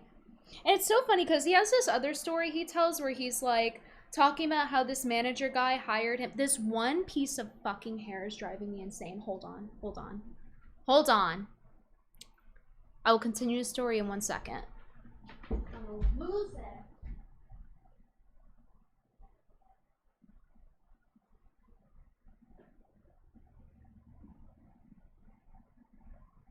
Okay. I fixed it, at least partially. Okay. So he had this one story with his client where they were a manager of a famous actor or musician, I don't remember which one, but a famous person, and they made a lot of money. And he was like, oh, they were miserable every day, and I was essentially like their therapist because they were literally going to die from the stress. And it's like, and he's like, the moral of the story is that money is never at the expense of your health. It's like, you should be one to talk. Imagine the amount of damage to your psyche this shit does, having to make conversation, small talk about the baby pacifier necklace and how they love babies. Come on. Is this something that you could do for me? I responded, they make cribs for adults. And they said, oh, don't worry about all that. I have everything I need. I just need someone to do it for me. And I said, well, where? And this is where the client asked me if I would come out to Chicago. And honestly, this is where I was a bit reluctant. Not because I didn't feel safe, but because I wanted to make sure I would be able to provide this person with what it is that they needed. But we already had gotten to a very critical point within the conversation and within our relationship. Trust was established. And it did have a lot to do with the fact that I was very, very attentive to that necklace, which kind of initiated the entire request, because without that, I don't think that this person would have ever even mentioned that. Anyway, let's... This is real footage of the person at dinner with him. Oh, yeah, I don't know what I want to eat. Like, that's actually what happened. He's over here acting like he's so observant and intelligent. He's emotionally intelligent. Like, yes, I was so perceptive and I spotted the 0.1 millimeter pacifier necklace. I basically had a jeweler's eye when staring at it. And I was able to infer that they actually wanted it. Shut the fuck up. Fast forward all the way until I found myself in Chicago. This person had an incredibly beautiful apartment. This person had an entire crib already set up at their other house, and you're like, oh yeah, I was like so smart for investigating them and finding out that they actually had a baby fetish. Oh, I'm sure they were hiding it. Downtown Chicago. Sure, they were hiding it overlooking the real lake. well. It was That you, a spectacular. It stranger, had 2 figured it stories, out. a bunch of bedrooms. You, a stranger, figured it out on the first day. I'm sure they were hiding it so fucking Anyway, well. let's fast and forward. You're 170 IQ. Perceptive genius, yeah. All the way until I found myself in Chicago. This person had an incredibly beautiful apartment in downtown Chicago overlooking the lake. It was spectacular. It had 2 stories, a bunch of bedrooms, several kitchens, a bunch of bathrooms. It keeps getting worse. And one particular room was dedicated to their, well, request. One of these rooms was a nursery, was totally dedicated to a space where a baby would live. It wasn't even creepy or weird or any of that. It was actually really well done. Oh, it wasn't creepy or weird, guys. Having an adult baby room, it wasn't weird at all. He wasn't judging at all. That's why he had to point out how it totally wasn't weird, and he wasn't judging, by the way. I'm gonna like throw up and then be like, oh, no, I'm not judging you. You don't understand. I just had a bad lunch.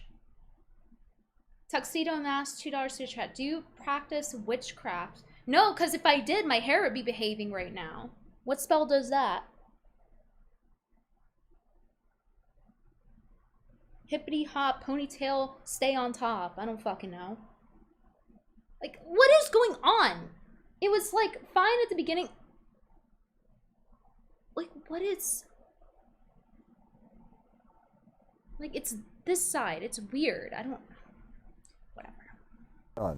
But it was created for a baby that were this person's size. While I was in the room with them, the reluctancy continued. They weren't really totally sure as to whether or not they were going to be able to go through with this. Their desire totally outweighed the reluctancy, and the client excused themselves and they were gone for about 10 minutes. When they came back into the room, they came in a bathrobe. They were so incredibly uncomfortable, and that's because they were going to have to make a choice as to whether or not they were going to allow themselves to be totally 100% vulnerable with me. And that's exactly the path they chose. And they thanked me profusely before removing the bathrobe. And upon removing the robe, this person had a diaper on, a bib, and then made their way over to a drawer where they pulled out a pacifier. They put the pacifier into their mouth, walked over to the adult-sized crib, opened it up, got into it, and it was set up like a rocking chair where it can be rocked from left to right. They curled themselves up into a fetal position, and it's almost like they timed it perfectly, because as soon as I was about to start rocking their crib, this music came on that would only be played for an infant when you were trying to put them to sleep. At the time, I was so fixated on trying to make sure that this person was safe and comfortable that later, upon reflecting upon it, it was a lullaby. I don't know how this guy felt safe and comfortable. It's because he's really twisted. Oh, right. He's compartmentalizing, guys. And within he doesn't think about the lullaby when he goes to sleep. Minute of rocking this person back and forth in their adult-sized crib, they fell dead asleep. And you could tell that they were in one of the deepest sleeps that anyone could ever be in, like REM sleep. So I just continued to rock them. Back and... By the way, what does this have to do with liking babies? Like, he's trying to, because he was like, oh, you guys went to the wrong thing. Like, you guys are so effed in the head for thinking about it like that when they said they liked babies when they had a baby pacifier necklace. It's like, this didn't disprove that. Like, if anything, this made me believe more that they're a PDF file. Are you kidding me? They're doing, like, age regression and turning it into some sort of kink. Oh, but we were the weird ones for assuming the wrong thing, but they're not weird for having an adult-sized crib. Hashtag judgment-free zone. And back and forth. I did this for about 15 minutes until I knew that they weren't even noticing that I was doing it anymore. So I just went over to a couch that was set up on the side of the room, and I just sat there. And this person was dead asleep for about an hour. Did he wipe his butt? Until they woke up, came out of their crib, breastfed him too. Walked over to me in the diaper and the bib, and just stood there with their arms wide open, obviously looking for some sort of embrace. I got up and I hugged them tight, and almost immediately upon grabbing onto them, the client started crying hysterically. You could tell. Okay, I think, and everyone clapped, and I think this is a man now because he said the client walked in with nothing but, I think it was either underwear or diaper and a bib. If it were a woman, feel like they wouldn't only have the bib on. So what's everyone's consensus? Is it a guy or a girl? What are we thinking? I think something like this, like, this sounds like something I would assume of a guy. No offense, but like, I don't know. Like, a woman could. There definitely are women that they act like little girls and they have like all of these child toys in their room.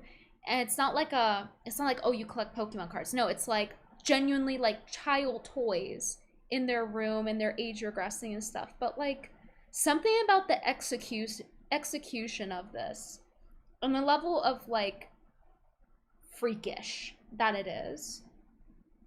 I think we need a new word for this stuff, because freakish sounds too, it almost sounds too cool for them.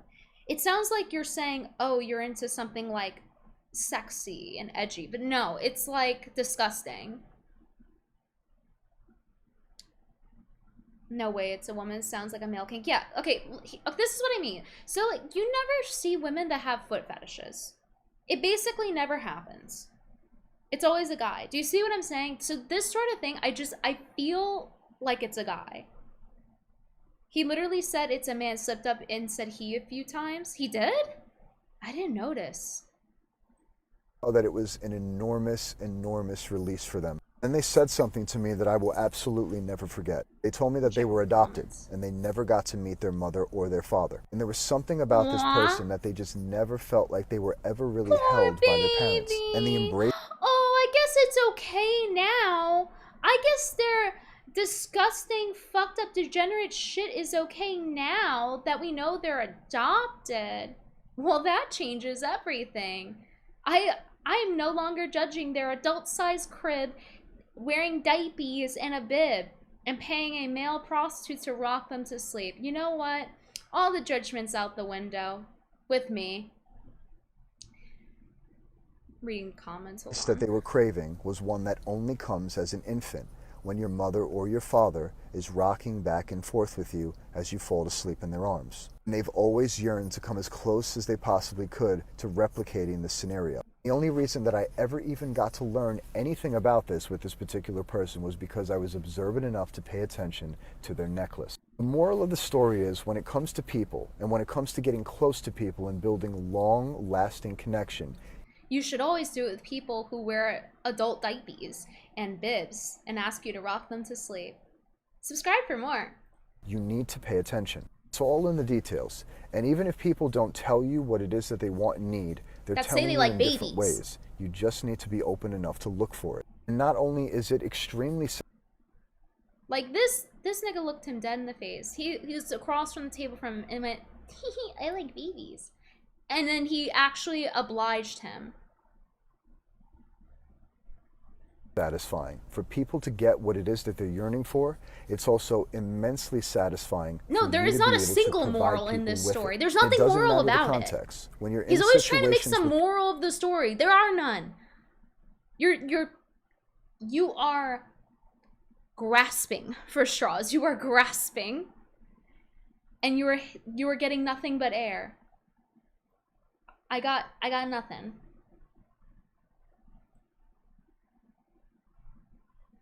Dan Halen _ donated $5. Your hair today reminds me of when phones used to have those coiled cables and they'd sometimes partially straighten out in sections and it was mad annoying to make it a coil again. No, that's just what it's like to have curly hair, actually. That's a really good way of putting it. Thank you for the $5. We're LARPing as babies now? What the hell? Not only now, but apparently some of these stories are like 10 years old. Prehistoric to kinky stuff being super popular online. Thank you, Black Mercury, for the $5.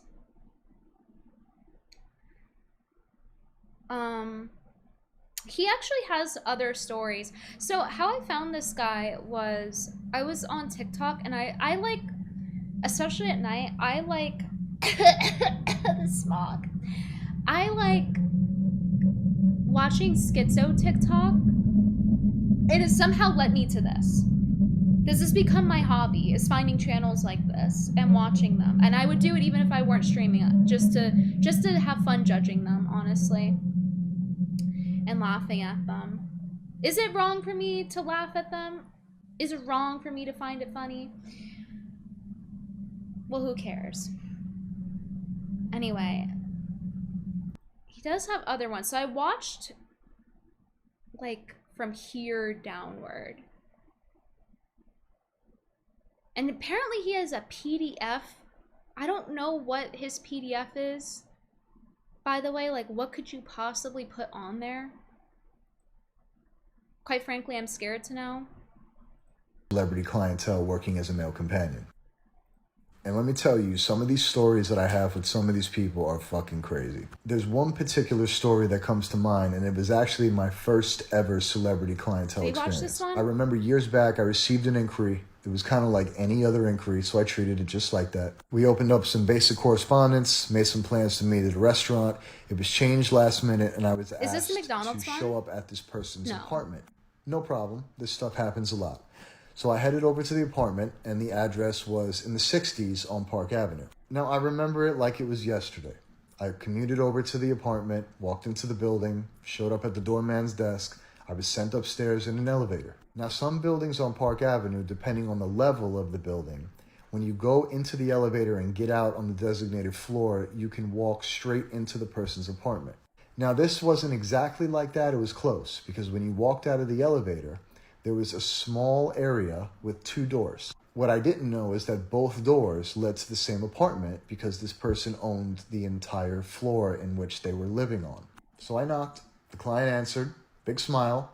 I walk in, and I immediately noticed how spectacular this apartment was. Never misses neck day. It was really incredibly well decorated, beautiful marble everywhere, old school parquet floors, really beautiful wainscoting on the walls, mahogany wood. Oh, yeah. This is the one where he was talking about the mahogany wood and the crown, whatever the fuck. I don't even remember what it was. Okay. I have done a lot of traveling over the years, and the majority of it came from my job. I'm a male companion. And I think we saw that one. I definitely watched it on my own time, but I don't remember if we saw that one on stream. This for over 10 years now. I've been to a lot of places, but the coolest place I've ever been to has probably been Sydney, Australia. It was a pretty crazy trip, especially coming from New York, but I have to provide some context on how I got there. I didn't watch this one. So I've actually been down there 4 times, but like with anything, the first time is always the most meaningful. So here's how it even happened. Years ago, I was in touch with a client, and we were trying to make some plans to meet for the first time. So I go through my process, and we're trying to figure out the best time and place to meet.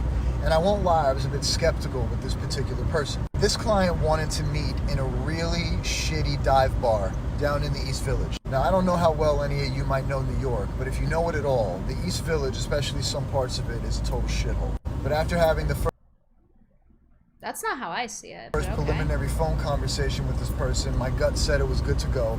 So we made arrangements, and I went down there to meet the client. So I walked into the bar, locked eyes with the client, knew they were who I was speaking to, and we had a great conversation. We were probably there for about 2 hours. But just to reiterate, I wasn't happy with the meeting spot, and I, like other humans, at times can be judgmental. Nothing about this person gave off any sort of signals of wealth at all. But we got on really great, so I rolled with it.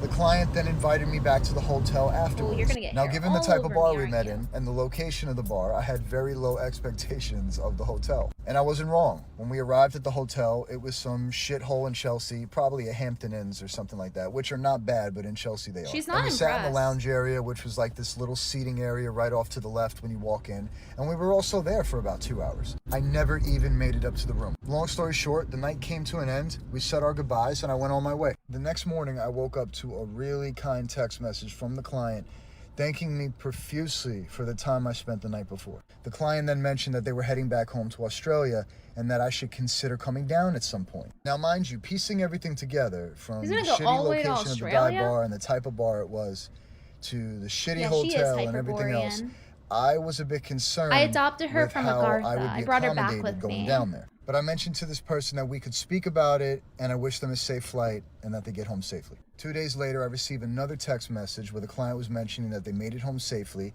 and that we should get on the phone to plan a trip. I was like, okay. We got on the phone, spoke about it, and I politely raised my concern for the accommodation or the lack thereof. This person said, no worries, I'll take care of you, mate. This person booked me a first-class round-trip ticket to Sydney, Australia. Just for some context, years ago, about 6 years ago, when I actually went for the first time, those flights were over $30,000. Today, they're almost double. Now, mind you, after making that trip a bunch of times, I can honestly tell you that even if you fly first class, which I was very, very fortunate to be able to do, it's still very difficult because This just it's a sounds like he's humble 24-hour bragging the whole traveling time. trip. It's exhausting. It's really I can not a only flex imagine either. people that make that trip in economy. I don't think I would live. Anyway, after arriving in Sydney, I got off of the plane, got out of the airport, and there was a car waiting for me. I was taken to a place I called don't Darling respect Harbour. sex work, like, as in, like, he's calling himself a male companion and everything, and the reason I don't respect him flexing and being like, look at this first class trip I received, ooh, shiny, isn't it, guys? And it's like, I don't respect that in the same way I don't respect a drug dealer for having a lot of money. It's like, okay, well, you're doing the illegal thing. I'm not really impressed if you make a lot of money doing that. Like, you're doing the thing that you're not supposed to do. If you do, get caught, there's consequences, or in this case, you know, his soul is darkening every day. It's like, no, I'm actually not impressed. I wouldn't be impressed even if you made $20 million as a prostitute. I'm not going to be impressed. It's like, okay, but you had to prostitute yourself. It's really not a flex. See, like, a drug dealer having 20 cars, or someone sex trafficking having 100 Lamborghinis is not that impressive. It's like, okay. Where the client put me up in a multi-million-dollar apartment for 2 weeks. And the views, which were unobstructed when you got onto the balcony and you looked across Sydney Harbor. Yeah, I'm sure if we all were immoral, we would be very rich, actually. So no, it's not impressive. Were sweeping views of downtown Sydney. It was really incredible. And one of the best parts of it was this took place in February. And I remember that February in New York several years back. It was so fucking cold. It was one of those months where we didn't even get out of the 20s more than maybe once or twice in the entire month. And when you fly down to Australia, you're on the opposite end of the world, and it's peak summer. So I went from 10 degrees to This 85 whole story he's just been spending talking about the flight. And it was a This real one treat, sucks. and I was accommodated so well, and that person is still in my life. Oh, I'm gonna break today. my The whole eyeball experience was muscles. really eye-opening for me, and it taught me a lesson because I too can be judgmental. You can't ever judge a book by its cover. There are some people that look no different from a homeless person lying on a park bench, and they have more money than God. And there are some people that walked around decked out in Chanel or head to toe in Tom Ford with an AP on their I wonder which wrist, sound it would make and they're if in my... $500,000 Never mind. in debt. They literally don't have a pot to piss in. So there is a perception of money, and then there's people that actually have money. And from my experience, bell. the people that actually have For this one, absolute hard bell. Brody says, thank you for the $5 super chat. Did you watch the one where he meets a YouTuber with an RC track and a car wash at his house? No, I met the one where he met the wife of that one, actually.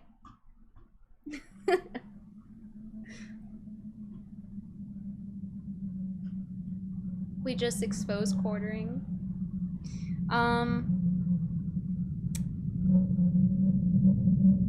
Where is the... Oh, yeah. This one was stupid. I have had some crazy client experiences, and this is probably the most unique story I've got to tell. So years ago, I was with a client and we were in touch and trying to make plans to get together. We finally agreed on getting together at a Starbucks in Midtown to get to know one another. So I arrive at the Starbucks, spot the client, we get together, we start talking. This person seems totally normal, totally sweet. Now, based on what we spoke about initially, I wasn't really prepared for what was to happen. The client started to go into... Oh, really quick, by the way, guys. I feel like you guys didn't see enough of this one. This is the bimbo candle. See? Bimbo candle. It's very sweet strawberry scent. It's this special edition where it's lavender and it has actual like pieces you can move around inside, and you light it like a normal candle and it burns. And you can take it out. It's very cool. I like this one a lot. And it took a few tries to design this one, but It has 2 colors. I really like that one. It's from Reidstreet Soap. As you guys know, I design soaps and candles. And this is the Neon Punch soap, which I think pairs really well with that candle. I would say either gender could put this one on for the for soap, but this one's definitely more for a male companion, you know. But if you want a candle as a guy, you can get the chemtrail candle. There's also the sky blue one, or the watermelon candle, which is noir couture. Okay. This one smells so good. I want to eat this one. But yeah, watermelon candle. So check it out on reidsoap.shop.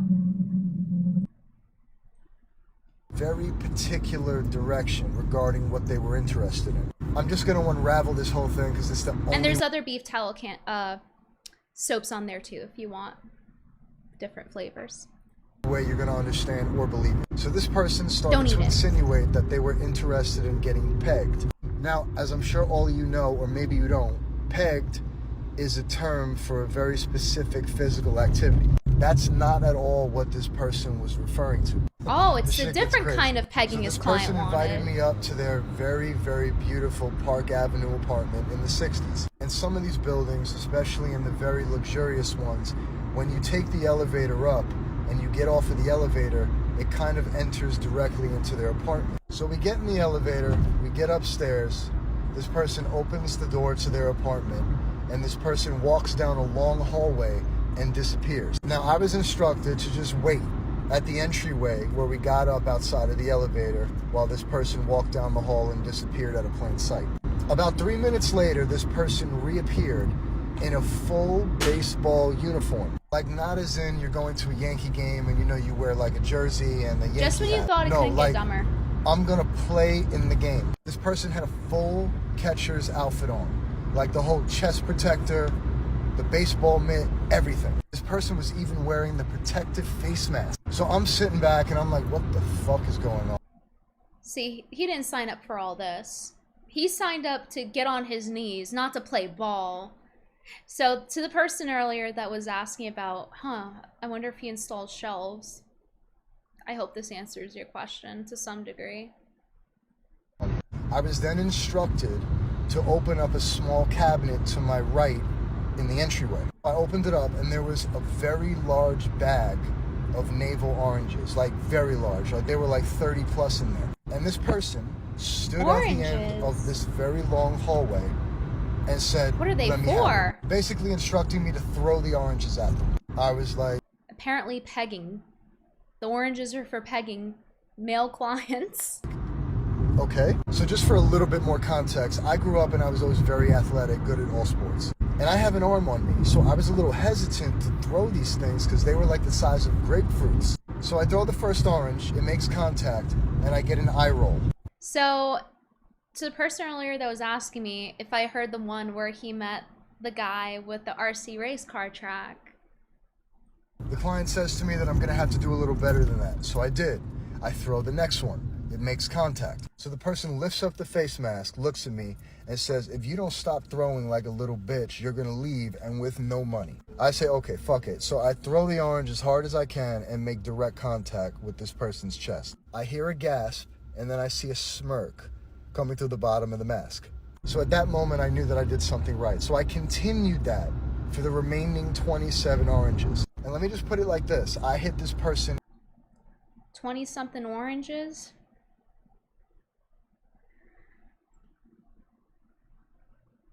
I have no words. Everywhere. Everywhere. After the last orange hit, this person, who is now on their knees at the end of the hallway, but happy about it, pointed to an envelope that was on the top of the table where the oranges were stored, thanks me, and crawls out of sight at the end of the hallway. So I took the envelope and I left. Long story short, I saw this person... And let me guess. The moral of the story is actually, you never know what somebody actually needs.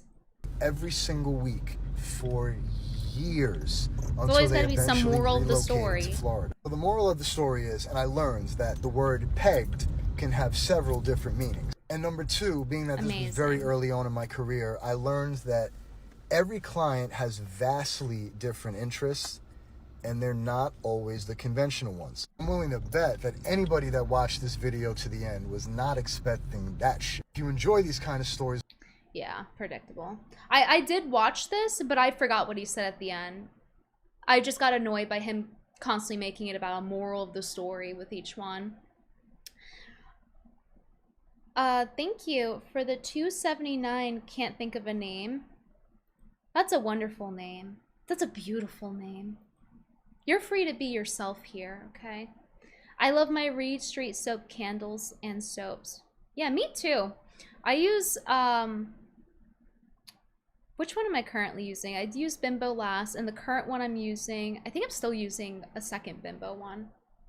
That's my favorite. It's the same scent as this one. But there are a lot of really good soaps, like, this one is a good one for men. Mountain Man. It's tallow soap. This smells like if you want it to be a male companion. No, it smells like, I don't want to say Axe, because not in a bad way. Like if Axe actually smelled good. This is how Mountain Man smells. But I like this one. Big fan of that one for guys. Yeah, I make soaps and candles, as you guys know. So you go here, you go to Brittany Venti collection. You can get the What Are the Oranges For candle and peg somebody with it. You can also get the pineapple Kool-Aid, Cool Pineapple Aid candle, where it smells like pineapple spear Kool-Aid jar, and it glows under black light. Don't worry not, you'll have an N-word pass that comes free with it. And you can also buy the What Are the Oranges For stickers. And how was your weekend, if you're interested in that. And here are the rest of the soaps. Over here in the soap section.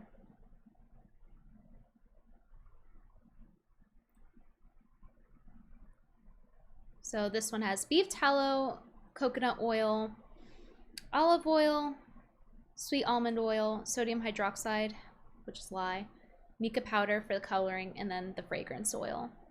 And we also have one, people were asking for this, and we did actually make it. It's the Just Soap one. So if you want something that's like very sensitive friendly with nothing in it, you could just get the Just Soap one. If you're really sensitive in your butthole. Anyway, thank you to everyone who supports the small business. I appreciate it. You do need the pass. What's my favorite gift that I received from... Dr. Tetanus, $5. Thank you. Here's for you while God smokes out Excuse me. Yankees and communists for the war of northern aggression, folded hands emoji, and Jer in particular. I'm literally being sacrificed.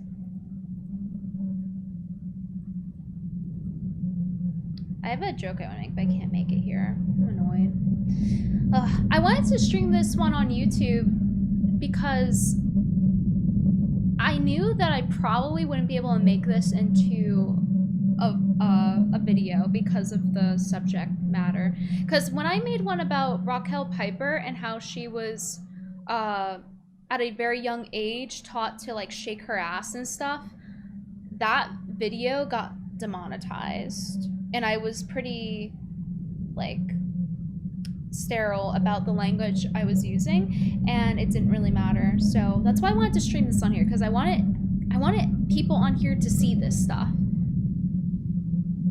And I wasn't gonna, like, take a day out to edit the clip if it's just gonna get demonetized. So that was my logic for why I'm here today. Usually I'm on Kick for live streaming. $5 from Sid Beretta. This mono tells stories like Keef, if he ever actually how- reached puberty. Just as conceited too. Well, Miss Kiff was telling a story how he got pegged, and this guy was the one doing the pegging. So maybe he hired him. Maybe he was his male companion.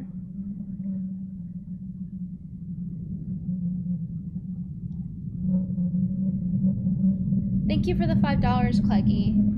I don't always simp for women on the internet, but for my black queen I make an exception. Yeah, as the chat was saying, judgment-free zone. We want you to be your complete self. And know that it's safe. Client that's not cash? This is a great question. So over my years of working as a milk, Okay, I'm just gonna spoil this one for you guys. one of my clients. The client gave him what was the car? Hold on. About cars, we were just having an open conversation, totally random. And this person was asking me if I could have any car that I wanted, anything at all, what would it be? And at the time, I remember responding and I said to the client, I would love to have a Lamborghini Aventador. And this person... That's the car he wanted. That's his dream car. What do you guys think of his taste? I'm pulling it up. How do you spell it? Hold on, I gotta rewind it. I would love to have a Lamborghini Aventador.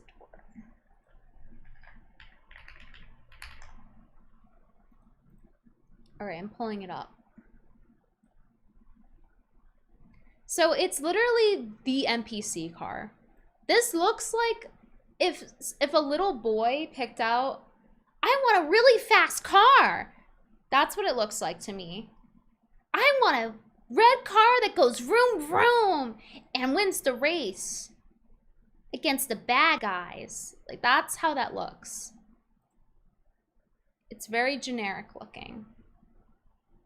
How surprising from the husk of a man who's totally charismatic and empathetic. You know, in fact, Aventador. And this person... I'm gonna spoil the video. So yeah, the guy gives him that car, but he doesn't actually give it to him. He rents it for him for the weekend.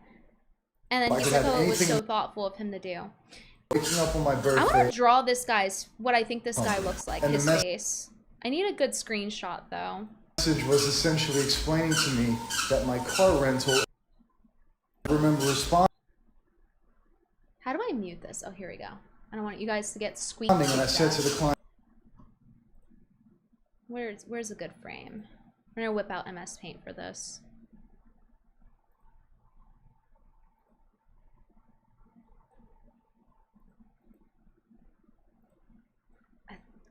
Maybe over here? No, maybe more over here.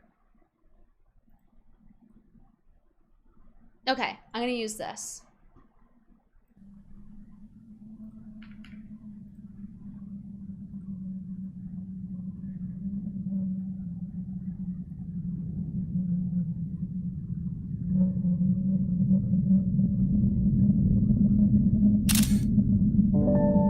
And get it one more in case I don't like that one.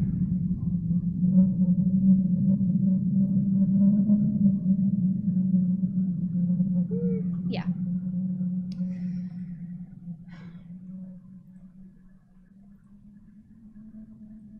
That's a crypto bro car. Cool car, but generic cool car. I'd rather have a LaFerrari. I can't pronounce that. I don't know what accent marks mean.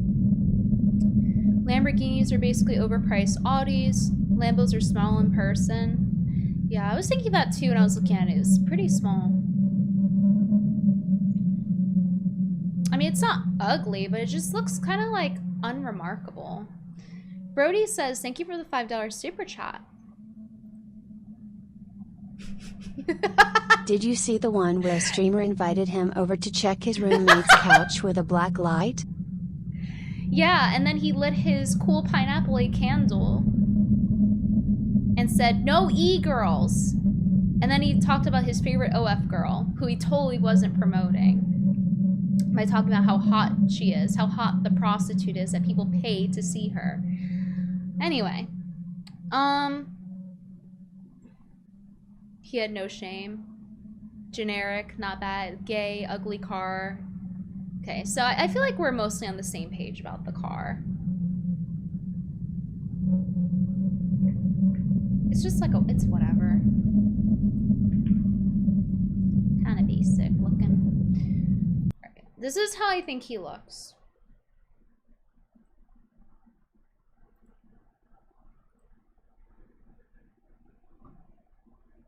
So I think he has like quite beady eyes actually. So I'm gonna go with some black. I think he has dark, maybe not dark brown, but he has some brown eyes, I think. No lighter than green. I'm definitely white mogging him.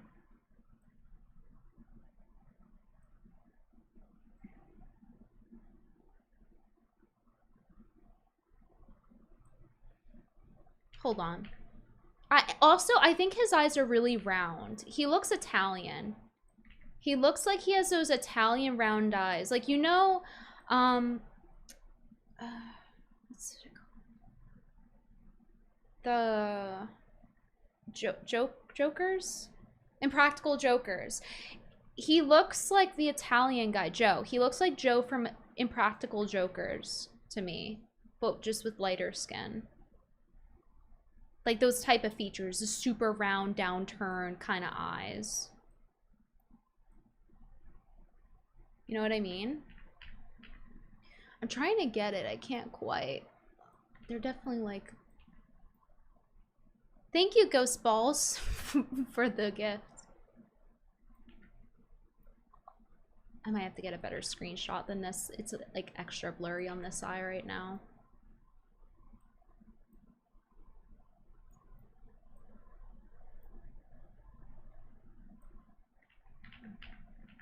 I don't know how to draw like such downturned eyes. It's almost like that. Yeah, something like that. So let's let him have a twinkle in his eye. Very small twinkle. Okay, I think his eyebrows might be lighter. Hold on, I'm gonna check my work here. I'm gonna check another screenshot.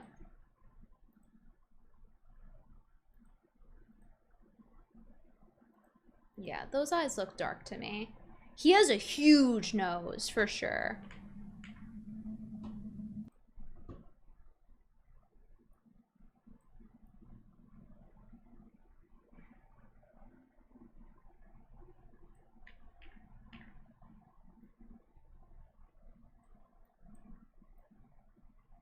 There we go. His nose, though, is like this. It's like... Wah! He's got that Italian nose.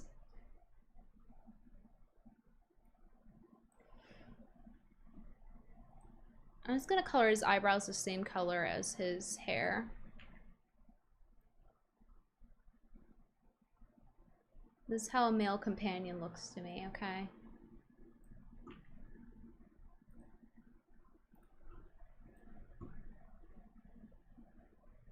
Look, I'm accounting for the lighting, see?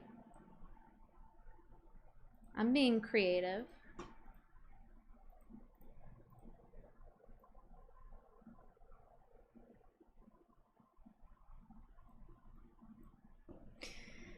And then, I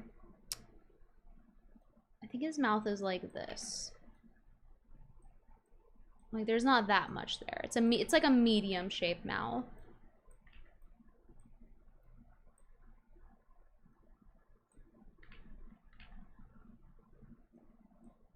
Like, the top lip, I think, is small.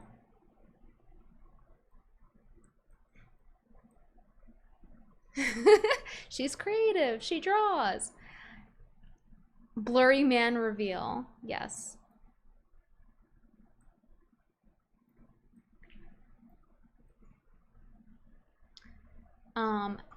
Let's see. And he has some facial hair sometimes. So we have to account for that.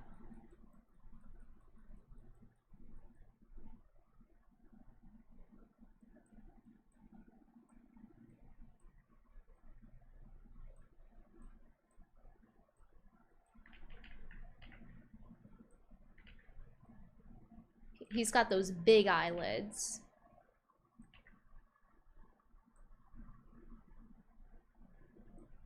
Big fatty eyelids, like all whores have. No, because okay, I'm gonna give you guys the physiognomy reason why I'm doing these features. So he has like big eyes that try to make him look innocent to draw people in to like talk about their freakish baby fetish and doggy walking fetish. So that's why he uses that, and he has those like whorish eyelids that show a lot of skin. And then he has a big, long nose because it means he's patient and deals with the client's bullshit, which is why he's able to pretend that he is actually interested in what they're saying. And it's also like a Semitic curve, but it's Italian. It's an Italian nose. So that's why he's all about the business. And then his thin upper lip is like him being very secretive, like extra secretive, and being careful what he says online. So that's how I think his face would look. This is the face of a man that walks the elderly, for charity, of course. He is an NPC. That's why I drew him like that. Well, sorry, unless he reveals his face, this is how he looks until further notice.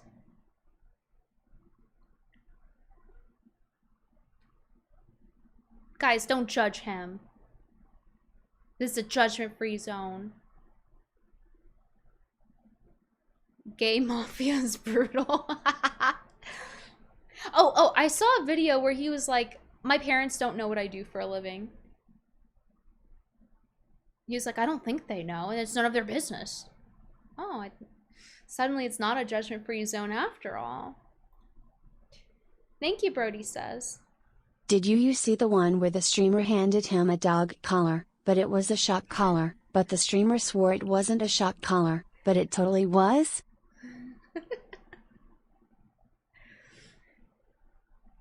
Yeah, and the streamer was like, dude, you're an idiot, bro.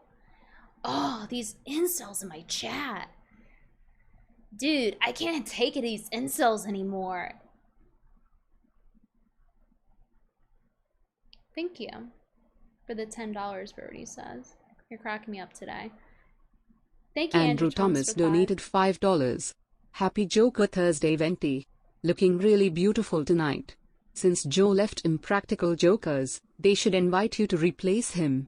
They couldn't have me on Impractical Jokers because I would be too psychotic. Like, I would literally do everything. I would ruin the premise of the show because they would never be able to punish me.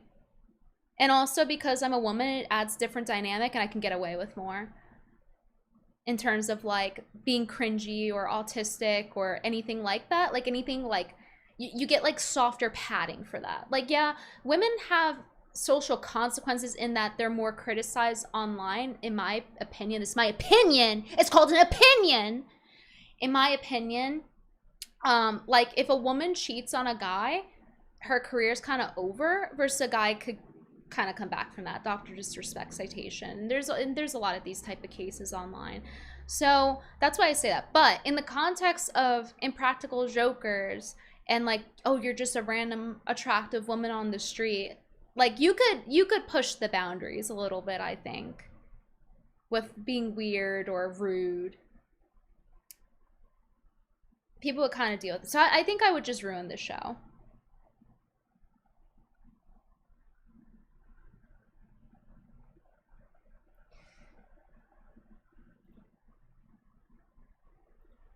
Brittany, you just got that black girl magic. Yeah. Looks like it might be Sam Hyde. Yeah, give him a beanie. Give him a brightly colored beanie.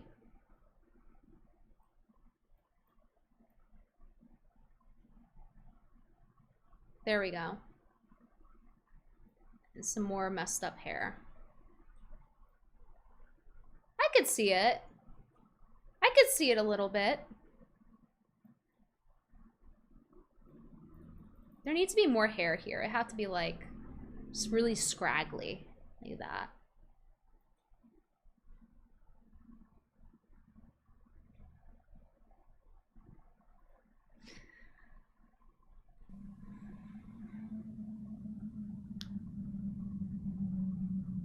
Thank you, Rebel Ninjas.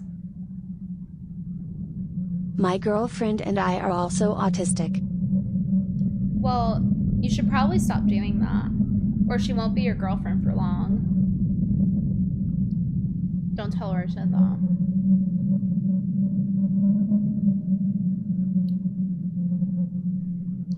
What is IQ? I don't know, but this guy claims to be high EQ. He literally said it in a video. I forget which one, because I was watching a bunch of them to figure out which ones to show you guys, but he was literally claiming to be high EQ because he said he knows what people want without them having to say what it is. And he's just born with it. And he thinks that other people aren't born with it like him, and they can't get on his level for being so high EQ. His ears are low on his head, aren't they? That's an indicator. That's what a lot of shooters have, because of how their temperament is with planning things out. Like, that makes sense. That actually does make sense. His ears being low. He has the incel ear. You know what? Actually, I think he has like. I think this guy. Oh, can I not undo it more? Fuck. I think this guy would have the ear that's kind of like turned out, the gooner ear, like that. I think he would have that feature too. Also, he would have like less light in his eyes. It'd be a little more dead than this. But I want to give the impression that they're still round though. They're like that. Something like that.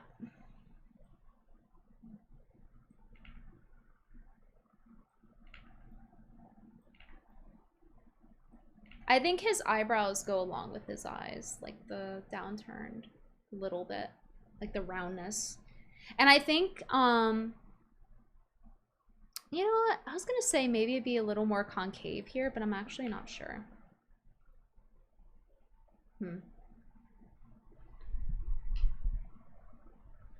He has Gooner incel ear. He's high EQ because he saw the pacifier necklace. He literally thinks this though. He's like actually a lolcow. He thinks he's a lot slicker than what he is, or he's just around that many dumb people that he can feel like that.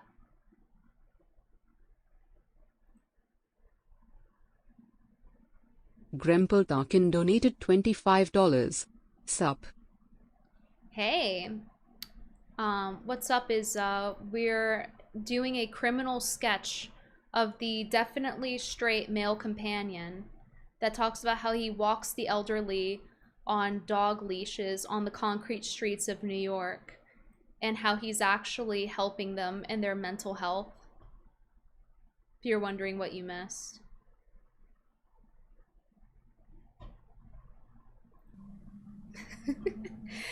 Screenshot and tag? Okay, I'll post the screenshot.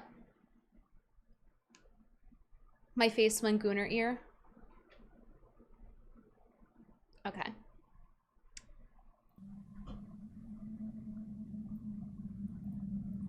Actually, let me screenshot it from here too.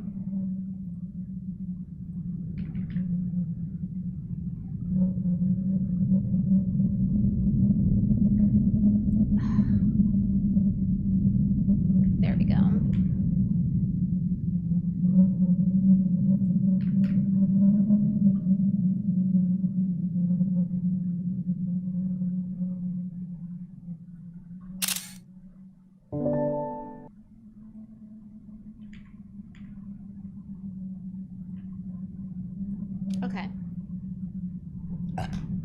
Excuse me. I'm gonna post in the reply of the tweet of me going live.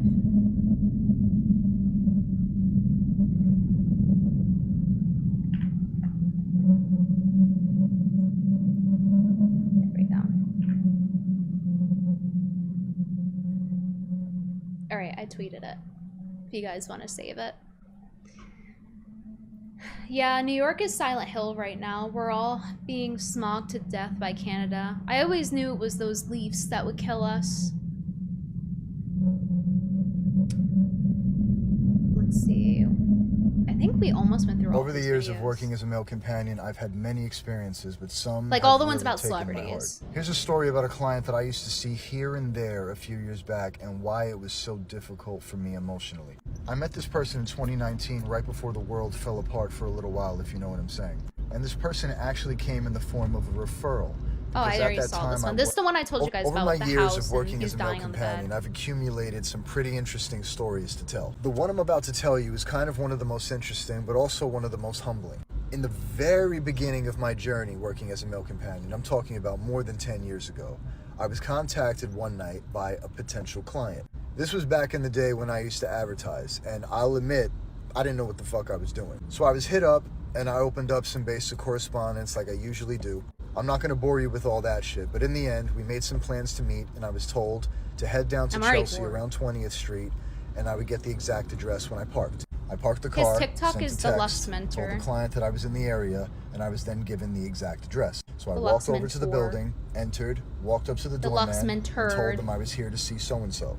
And for whatever reason, the doorman The Lux smiled Men's and told me to take turds. the elevator around the corner to the left and head up to the penthouse. Now, this was one of those sleeper buildings because not every building in New York City looks like you're walking into one of those gorgeous brownstones on the Upper East Side. So I got into the elevator, tapped penthouse, and as soon as I arrived on the penthouse floor, as the elevator opened, this spectacular specimen was No, look there at to the greet me. comments, I though. can't really describe this person as anything else, but this person was spectacular. That's all Your I can voice say. sounds like You have to another use your creator on imagination. here. I was greeted with a very, very That helps warm the embrace, homeless. kiss on the cheek, and a very big hug. And I was The way they held just by like my genuinely hand interact with him. into the client's apartment. More. Now, earlier in the I love story, I these mentioned that stories. this building was Great kind of like a advice. sleeper building. It didn't really The most look generic like anything advice you ever special, but heard. when you Great walked advice. into that penthouse apartment, it was fucking Your voice, I ridiculous. love it. It was an outdoor terrace that was about 1,000 square feet. Priceless. And the New York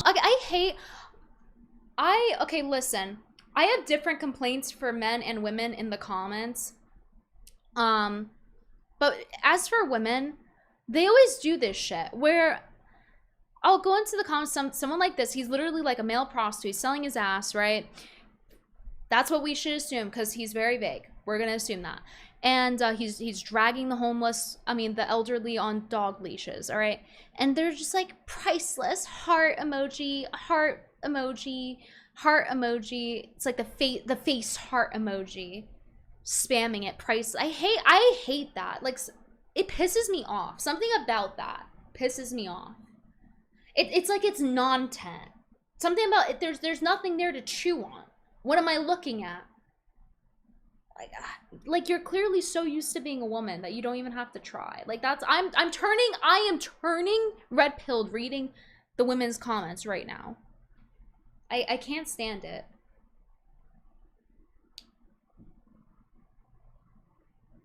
I've been interested in doing something like this. Is it too late? It's a man posting that. And then he replies, definitely not too late. So why is he encouraging people to do this? That's kind of evil.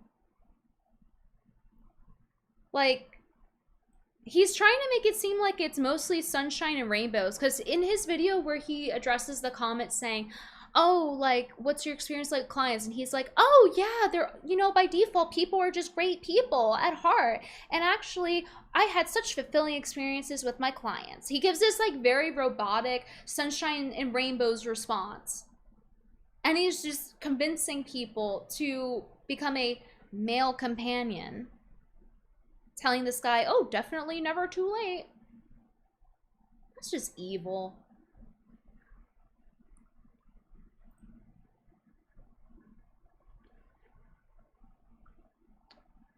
This story is incredible. I'm always so amazed at all I don't know. Thanks for having us have a look at your world. By the way, a lot of these comments are from men too, in case you're wondering. Like quite a few. Like I actually think half his audience might be men looking to learn how to be gay for pay. Look at all these emojis. Like, this pisses me off. Do not go in my fucking comments and just leave emojis. I'm seriously, if I start seeing this shit, I'm gonna lose it. I'm gonna actually start banning people. Not only that, I'm gonna fine you. I'm gonna make it so you have to pay $50 to get unbanned if you start spamming emojis at me. Like, what the fuck is this? What is this garbage? Non-tent trash.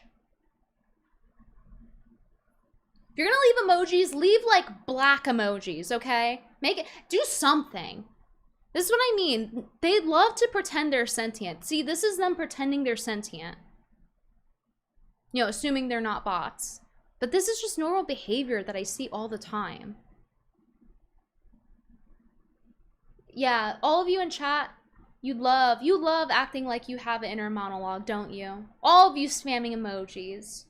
City, that's not only a privilege, but extremely rare, especially in Chelsea. And the client, this person was extremely proud of this apartment, as well they should have been. It was spectacular. So after giving me a tour of this spectacular apartment, client sits me down on this couch.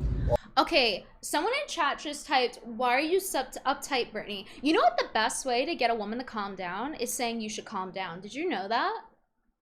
So, since you typed, why are you so uptight? Wow, you know, I never considered that. Let me calm down. Let me get less uptight now by banning you. Oh, why are you so uptight? Oh, I'm sorry. I'll be chill like this male companion here who's giving the fucking 85-year-old elderly men scabs on their fucking knees, dragging them around the whole city. Sorry, let me be chill like him in this judgment-free zone, okay? Let me go ahead and be more like him. You want me to be like him? He's chill. This is what chill looks like. Cause by chill, see what they're trying to communicate is, oh, Brittany, why aren't you more like they're saying uptight. So they're essentially saying like, why am I so judgmental? It's like because of this. Because of this entire stream, what we just witnessed. That is why. Chill out. I'm actually very calm. Stop spamming fucking emojis. Offers me a drink. I tell the client I don't drink. They toss me a bottle of water, so and so. So the client sits down in front of me on a sofa. The client was to my right. The client has a laptop in their hand. And they were doing something on it, and they were talking to me at the same time, whatever. So this person then turns to me with the laptop on their lap and says to me, if you really want nobody at all to know who you are. Okay, somebody in chat said smile more. I see a second person saying that now. Okay, what is there to smile about? I just listened to this man brag about him going on a 30K ride to Australia and brag about it. And half his audience are men asking how they can do it too. What is there to smile about? You really need to learn how to be more discreet. I didn't really know how to respond. The client then twisted the laptop around, and it was my Facebook profile. Now go back to the beginning of my story. If you remember, I said I didn't really know what the fuck I was doing. So apparently I have some very, very distinct features, and for whatever reason, this client was able to tell exactly who I was based on my Facebook profile, even though they found me wherever I was advertising. Now I remember very vividly, I was there at this person's apartment for about 2 hours where I was being paid to be taught how to be a better companion. So essentially their client doxed them. I think this one's a woman. But they doxed them and they were like, hee, here's your Facebook. You're bad at this. Anyway, here's some business tips. Now I will admit, I have a lot of very natural instincts for this kind of thing, but I'll never say that I knew everything. And I'll be honest with you, this person taught me the most valuable shit having to do with running my business. This person taught me how to take images correctly. This person taught me how to structure my rate properly. This person taught me how to communicate with clients properly. This person taught me so much. I owe this person so much. After leaving there that night, I started to implement some of the things that I was taught. In the next month, I 5x'd the amount of money that I was making. And after my time with this client, I came to learn that this person was actually very, very famous. Not a celebrity, but a celebrity within their niche. So again, I have no idea who it is, but somebody in the comments said, have you ever paid for a female companion? He says, I have not, but many do. Nothing wrong with it. In your opinion. Just, you need to sometimes just remember when people say stupid shit that like sounds nice on the surface, like it's like this lip-tarded coded thinking where they say things that if you don't think about it, it sounds nice, but then if you think about it for 2 seconds, you realize how fucking retarded it is. That was him right there being like, oh, there's nothing wrong with hiring a female companion. Yeah, there is. There's something wrong with not making authentic relationships, actually. There is. It's fucking inhumane. It's like you don't even actually care for the person. You're just using them as a little fucking sex doll. Or like if you do care, you're so desperate. Like it's just like no. It's one thing if you're, because you have to understand when he says male companion, what that actually means. He's not fucking like, there are other jobs, but he chose this. Where he could do something with the skills he's talking about, but he chose this. So, yeah, there is something wrong with it, actually. Like, not being able to get someone to not have to be paid to be around you. Actually, there is something wrong with that. Where it's to the point where these people are clearly hiring him as a intimate interest. I don't know, like, the fact that I have to explain that, why there's something wrong with having to pay for a female companion to be forced to be around you. Like, the fact that I have to explain that in the modern day. And then another one, do you work for women and men? Unfortunately, I can't disclose that information. Yeah, so until he does, you know what? Everyone just assume every client is a man. Just literally, it's a dude. Oh, wow, I bet he loved that, sir. No, there's no reason. He's gonna vague post, there's no reason to assume the best of him, actually. But yeah, it was pretty funny going through these, in a sense, but it's also, it made me feel alive. It made me feel grossed out. It made me laugh at how ridiculous it was. It made me, I was interested to hear, like, from a, because usually with this stuff, it's usually a woman. So I was interested to hear from a guy's perspective, but, like, this guy really blows smoke up his own ass. The smoke's right there, by the way. And I really just don't like him. I don't like how he intentionally tries to be likable. It's very cringy. And how he tries to talk like he's, a fanfic, like a female erotic novel or something. I don't like that. It's very manipulative. He's very manipulative. You know how they say, like, let me draw it. So, you have a horseshoe, right? Let's make it a little thicker. You have a horseshoe. And over here, you have late empath, okay? He claims to be empathetic. He's late empath. And then over here, you have sociopathic, or like just antisocial personality disorder of some kind.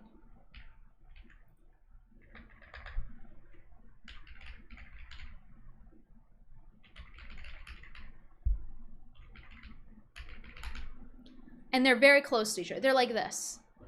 They're one dot away from being the same thing. And it's because an empathetic person can, they have the same knowledge as the antisocial person. They're just choosing, or don't have the, they're not inclined to use and weaponize the manipulation, but they are able to do it because that's how they're able to read people. That's how they're able to feel other people's emotions. It's because they have a very deep understanding. So when he's talking about, oh, he has a high EQ, right? He's claiming he's over here, but actually in my opinion, I think he's over here. I'm not a doctor, I can't diagnose him, right? But the way that he just talks about, oh, that really, you know, it really hit me in a spot, and I didn't even open the gift box because I was so empathetic. And I just, and you guys have been watching this with me. Are you agreeing with me here? Who press 1 if you think he's empathetic. Press 2 if you think there's something wrong with him.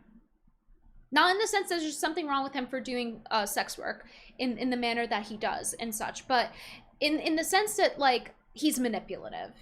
And it's like, he definitely, I think it goes with the job. Like, inherently, to be manipulative, right?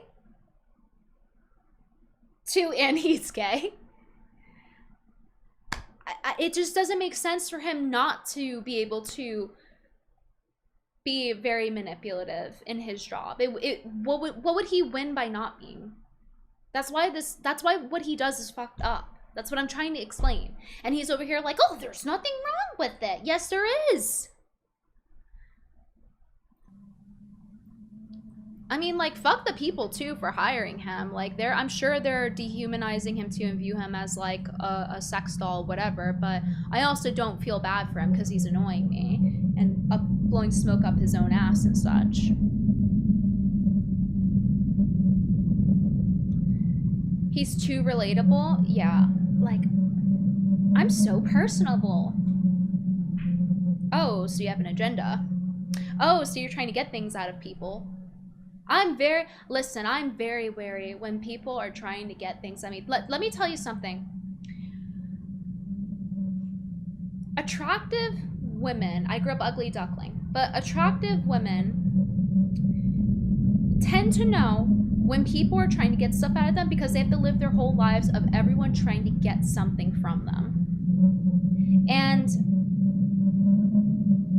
that's just one of those things I pick up. It's like, oh, you're trying to get something out of people, and that's what you do for a living. And it's in the most malicious way possible, which, like, you know, I get it. You know, these aren't great people hiring you either, but also I don't like you. And so, come to think of it, the other day, I think that's why women like Chad. It's not just because Chad is hot, it's also because Chad understands. He's also having to deal with people trying to get something out of him all the time, and dealing with women like doing false rape accusations and women being crazy over him because everyone wants a piece of Chad. So I think beautiful women and Chad, like, they relate to each other. They get each other. They understand that the world is constantly trying to squeeze every last bit of juice out of them and energy drain them.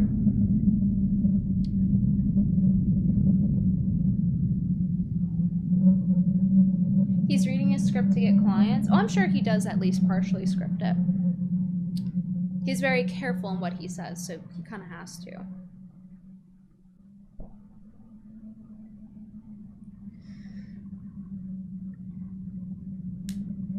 I'm, of course, being facetious with my language. Wait, what did you say before? Wait, I didn't see what you said before. Guys, type your stuff in one message. It's next to heart.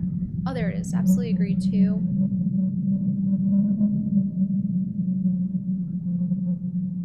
I have to make my eyes extra squinty when I don't wear my glasses. It would have ruined my outfit today. Chad did nothing wrong. Yeah. Thank you for the $10, Groganic.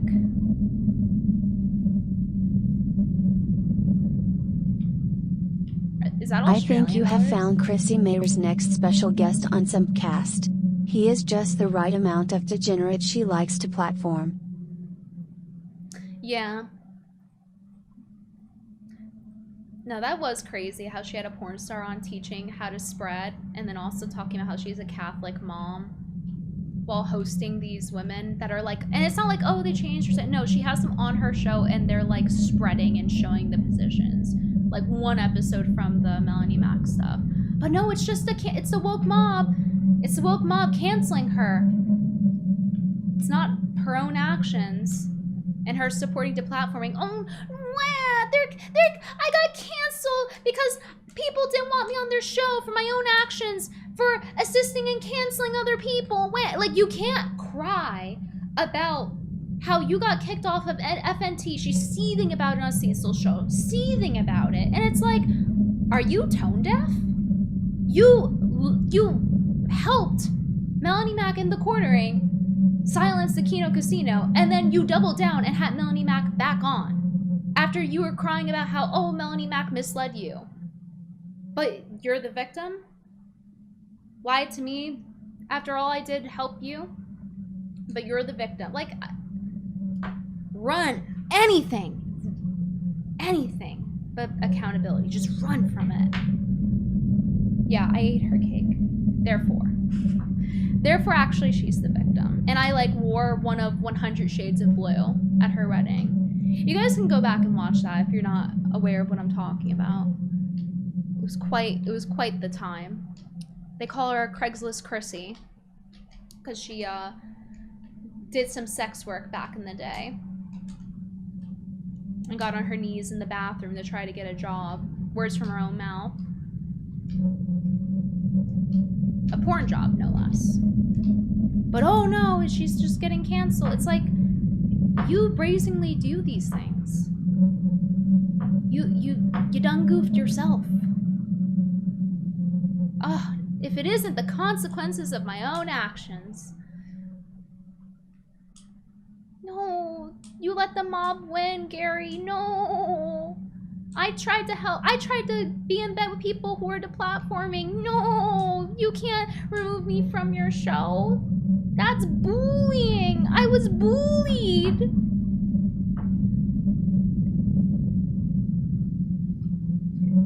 Thank you, Brody says, for the $5 super chat. With men, they don't want your body. They want your mind. Are you calling me ugly?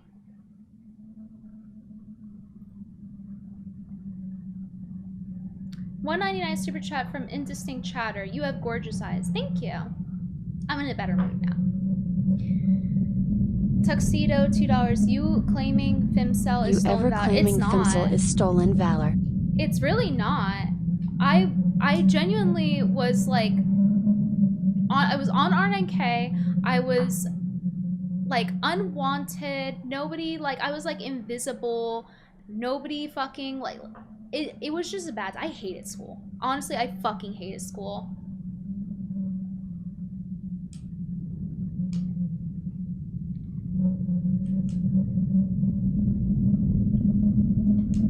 I think you have found Chrissy Mayer's next special guest on Subcast. I'm sorry. He is just the right amount of degenerate she likes to platform. Grim Paltskin, thanks for the 5. Grempel Darkin donated $5. Imagine if this guy is just playing Mario Kart with people who don't have a friend.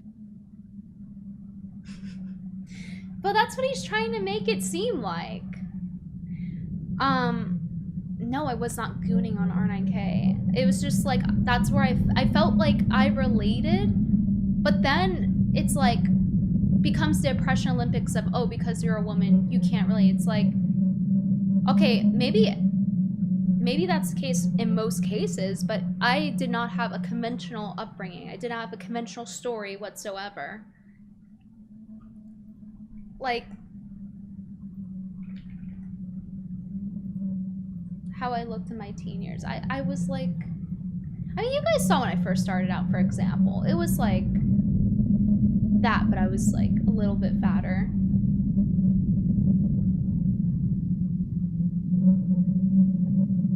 But I guess it's a compliment. It's like it's a partial compliment. People are like, oh, this is stolen valor. You don't even know what it's like. It's like, I literally used to go to school and come home crying because I couldn't get a boyfriend, and I would cry about how I couldn't get my first kiss, and how I couldn't get a boyfriend, and how on Valentine's Day no boy would give me a rose or give me a teddy bear or whatever. And then it just turned into, you know what, fuck everyone. I don't even talk to me. That's how it went from I want the social life to I don't want this, actually.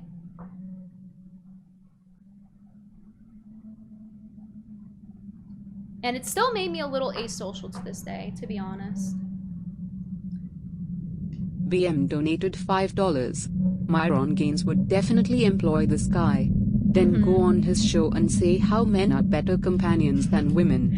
Deadass. That is what would come out of his mouth. Word for word. He said stuff like that before about how if you're a gay guy, it's better because of the accessibility and like promoting the homosexual lifestyle. It's like, I wonder why he's doing that.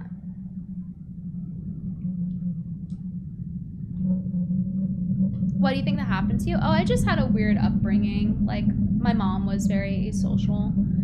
And, like, I guess, like, because this is before all this stuff, right? So I guess my mom was alt. But I never really, like, if you grow up with something, you just think it's normal. So I guess my mom was alt. And she was also pretty asocial. She had that, like, gothic mindset. She did dress in black. Not always, but, like, come to think of it. So, like, that's an aspect. So then I don't get socialized, and I don't have siblings. And then I was extremely impoverished, which I talked about in my Substack. I went into my upbringing on my Substack if you want to listen to the nitty-gritty details and what it's like being in the projects all the time and stuff like that. So yeah, I think those are all contributing factors. Also, I think I was just like a little bit of a tomboy. Even though I did like some girly things, I was still tomboyish. I was very like rough, like wanting to like brawl, wanting to play. I played a lot of games. My first game was Pokemon. I was like 5 years old. So yeah, it's a combination of things. Combination of my natural personality, lack of socialization, and my upbringing, I would say, if I were to give you an authentic answer.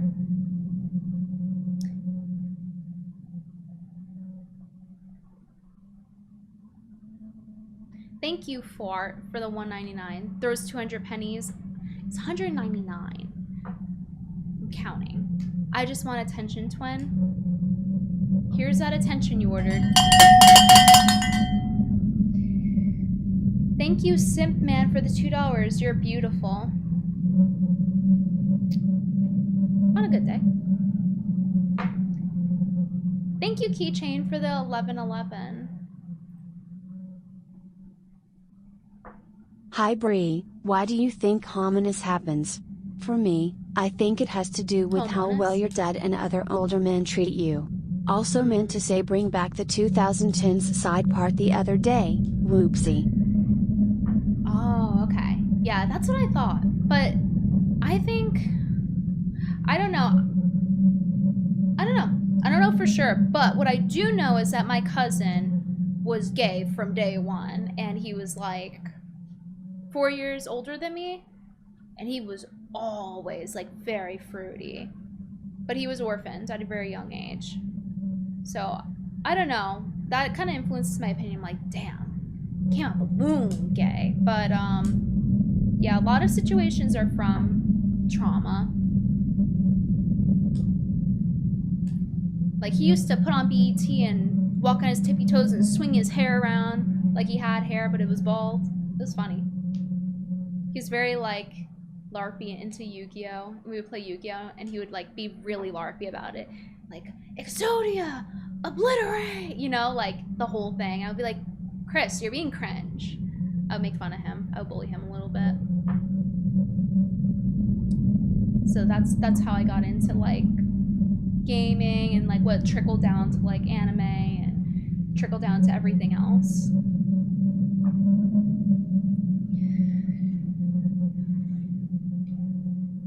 Who's more attractive, the world's prettiest woman or the world's most handsomest man? I don't know. I'm not fucking 5 years old. That seems mentally stimulating if you're literally retarded or 5 years old. No, but he was ahead of his time though, because if he did that now, he would be like considered cool and like part of communities and stuff, you know? He was kind of right for that LARPy cringe shit he would do. It's very endearing to look back on. Sua donated $5. Queen, that smoke is really bad for your agritia lungs. Please duct tape your doors and windows to be safe. Yeah, my lungs are gonna be black by the end of this. My lungs are blacked! They're full of smog! From Canada, no less. No, really, guys, like, it's actually unbreathable. Genuinely, you need a gas mask to go outside. I wonder how long it's gonna last.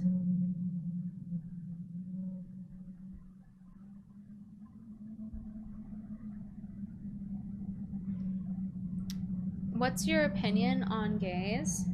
My opinion on most groups of people, I won't say any because I'm not going to include, like, you guys saw me flaming earlier, but, like, over the elderly person being walked as a dog and stuff like that. So, you know, discluding that level of people, I think I just judge people based on who they are as a person individually. Even if they have a thing or two I disagree with, or they have a flaw or two. But, you know, within reason. Within reason. I'm not gonna be like the other guy and be like, well, you know, I don't judge anyone.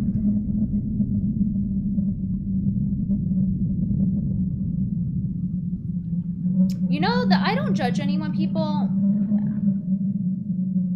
that, come to think of it, I don't like that because so at first, when you first hear that, you're like, oh, you would love a friend that you could confide everything in. Yeah.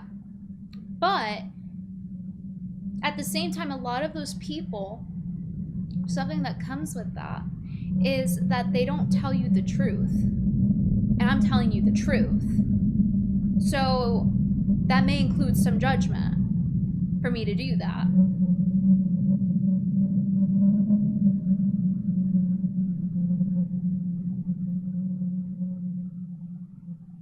Brittany, when are you joining as the third chair? In the corner. Thank you for the $10, Drayton.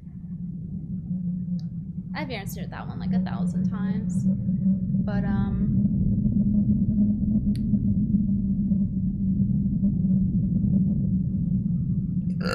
excuse me.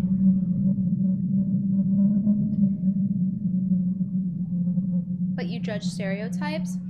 If that's all I have to go off of someone and they're acting like a fool, then yeah. But if somebody is making sense and they have a lot of things that are redeemable qualities and they make me laugh, and they had something about them that I didn't like within reason, then, you know, that's just how people work. Everyone has favoritism and biases towards people that they have favoritism with, and they overlook things. It's the same shit with, like, oh, you know, I saw this thing. It was like, oh, women, they let Chad get away with everything, and they're attributing it to women and demonizing them. But the reality is, it's just human nature. Like, everyone overlooks bad qualities in attractive people. So the same thing goes for if you like someone or you get along with them. That's just how it works.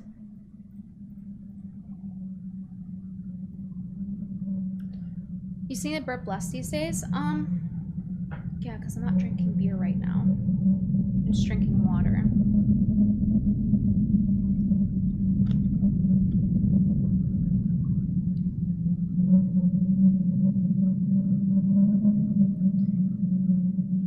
Yeah, my Substack. If you guys aren't subscribed on there, I post there a lot. I use it as like my replacement for Twitter at this point.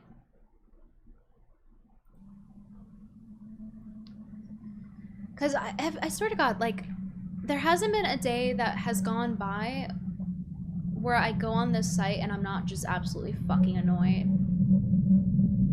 And it's like, no matter what I do, if I try to expand on other content, it doesn't seem to make a difference. I know they tweaked the algorithm to have more of your mutuals, but, yeah. I don't think you really get an award for doing something every day that makes you angry or makes you annoyed or unhappy, like, such as Twitter. It's not like, oh, it's a job or something. But for me, it kind of is, because I have to know what's happening to talk about it with you guys. But like, I'm not gonna get an award for punishing myself going on this abhorrent website. So I started using Substack to post my thoughts. Because everyone on here is very, and I say this as someone who's very critical, but everyone's like overly critical to the, and it's because it's, you get paid for impressions, that's why. To the point where it's like delusional, where it doesn't even make sense, the things they're saying. And that's how I came to the realization the other day, like, it's like, oh, there's so much retarded content on Twitter, and I realized, oh, it's because there's a lot of retards on Twitter. See, I don't assume people are dumb. I actually assume people are smart, and that's a mistake. And it's wrong to do that, because actually a lot of the problems I complain about are from people being stupid. And it perplexes me that this is a possibility. Like, I almost don't want to accept it. Like, that's possible. That an answer could be that simple, that somebody is just retarded. I don't know why. I don't know why I find it so hard to accept. But I do. I have a hard time processing it. It's like, no, it can't be because they're stupid. It has to be some other reason. But no, like, a lot of the time it is because they're stupid. And they actually did not actually think through what they were saying. They didn't think, like, it's again, one of those things. It takes 2 seconds to think of, huh, oh yeah, men do that too. It takes 2 seconds. Right?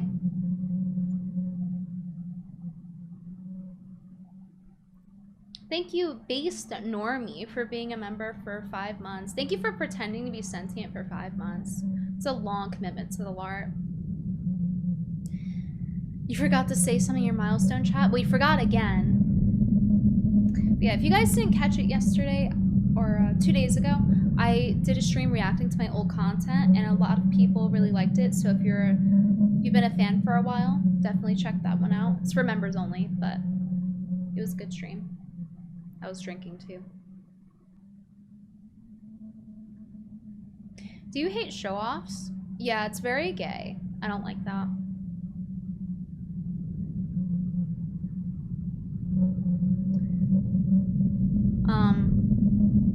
I mean, like, I definitely have friends that are more, like, abrasive and, like, in your face, but they're not really, like, showing off.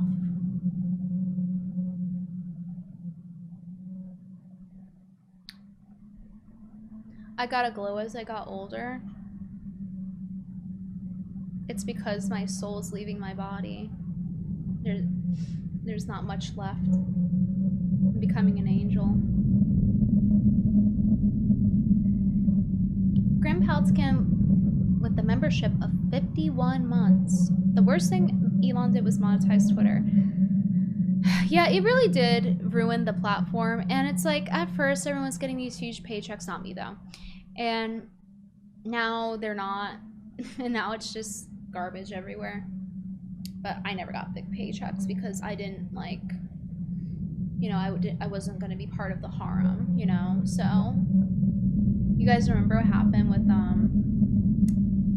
that Asian woman on there? I forgot her name. She's always posting about penises and then talking about, oh, I'm not like the other girls. I didn't have to post my tits to get all these followers. And meanwhile, which would be fine, but like when you say it out loud, now you look retarded. And then also you're posting about penises all the time, and then she has like a lollipop penis photo where she like puts it to her face and she keeps posting it for no reason. It's like, well, you're still pandering to the men's sexuality in a very overt way. It's not like a fashion choice. It's not like this is a very like front of the line way, and this is your main product. Because she's not funny. She doesn't do anything.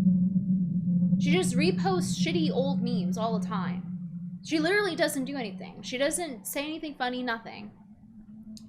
And she got these huge payouts from Elon, where it was like $20,000, whatever. And that's how I think a lot of people knew her. And then when he was trying to hook up with her, she shut him down, and then she stopped getting big payouts. Yeah, Tiffany Fong. So, and the payout system has always been rigged like that. Like, you guys remember the $10,000? Steve Jobs' daughter, by the way. Nikita Beer decided to give that guy $10,000, and then it ruined his account because he just couldn't live back up to that. Like, he was just like, no, please don't forget me. And he kept trying to redo the joke over and over, and it kept failing. Anyway. So, like, it's always been that way on there where it's like, oh, we're giving the money to the real creators. And it's like, who are the real creators? They use this term to make it sound like it's a good thing, but actually they're just like giving tons of money to whoever they feel like, and it's not transparent whatsoever. It has nothing to do with, oh, you had these impressions and you got that. No, because I checked other people's impressions. There's something, I don't know exactly how it works, but there's something about the way they do the payout where not only is it there's bias and favoritism, where they're just randomly giving out a ton of money to whoever they feel like, but additionally, I think it's probably something to do with an algorithm where maybe like you get categorized a certain way. Like if you're an edgy content creator, you get paid less per impression. That's my theory. But I never got paid. The highest I ever got paid by Twitter was $300 and something when I did Blackerface. Mind you, that got 70 million impressions. Anybody else who got that many impressions would have had like thousands of dollars in their payout. So that's what I mean. Like, it's not, oh, I'm coping or something. Like, I'm just observing what's happening here. And it's like, yeah, that kind of got ruined for nothing. At least it would have been, like, compensation if there was decent pay. But it's like, it's whatever. It covers the subscription and, like, a few extra bucks, whatever.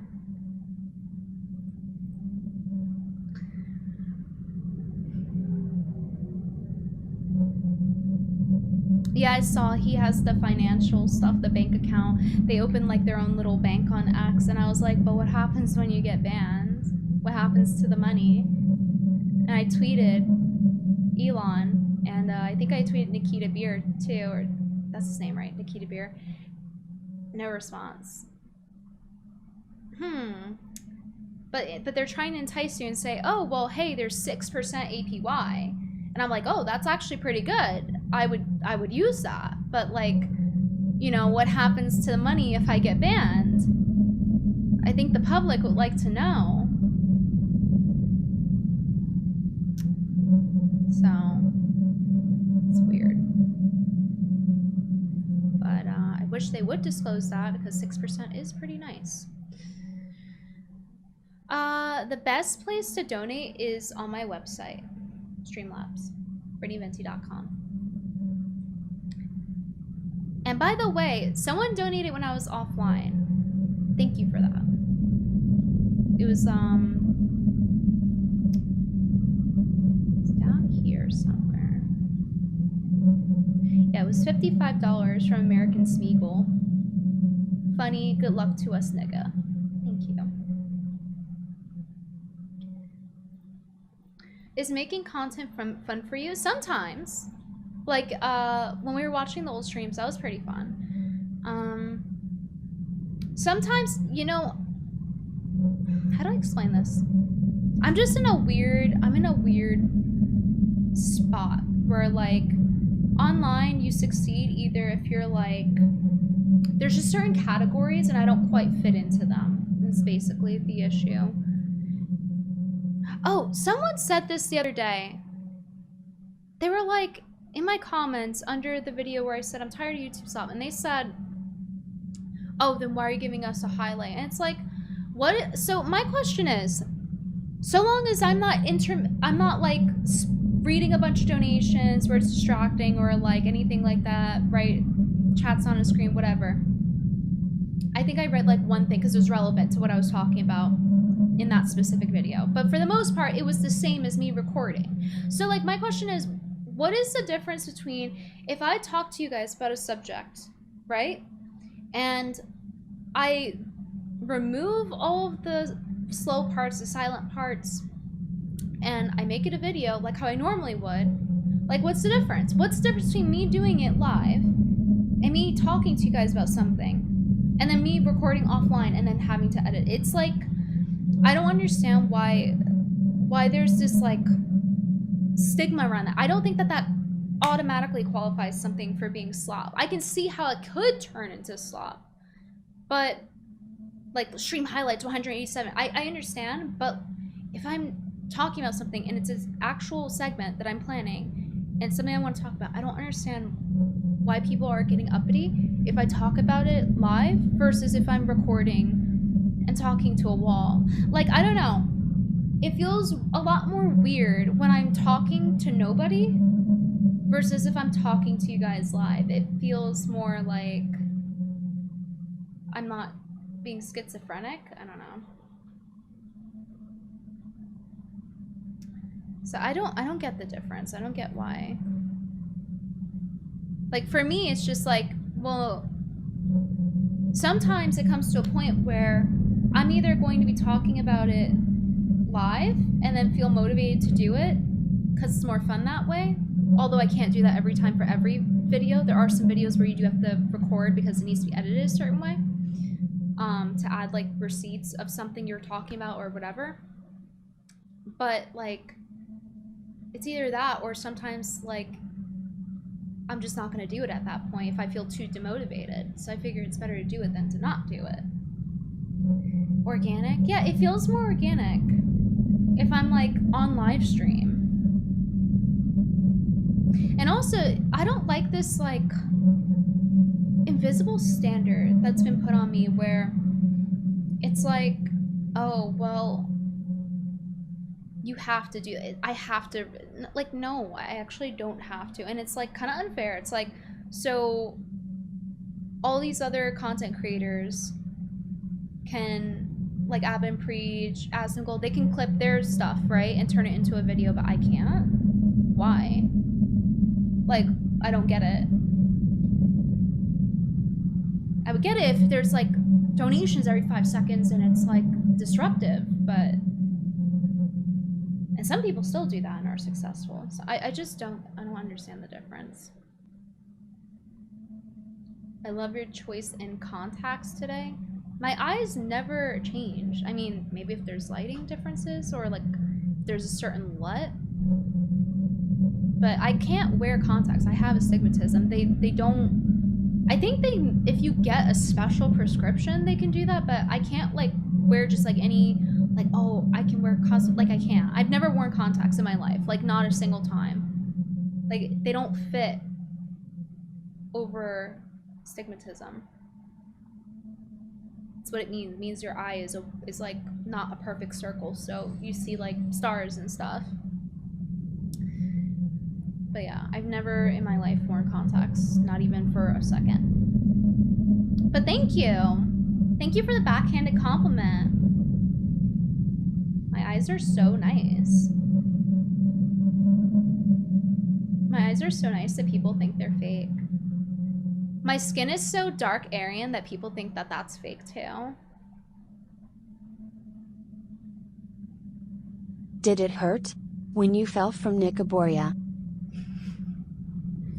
Yeah, I choked on a chicken bone on the way down.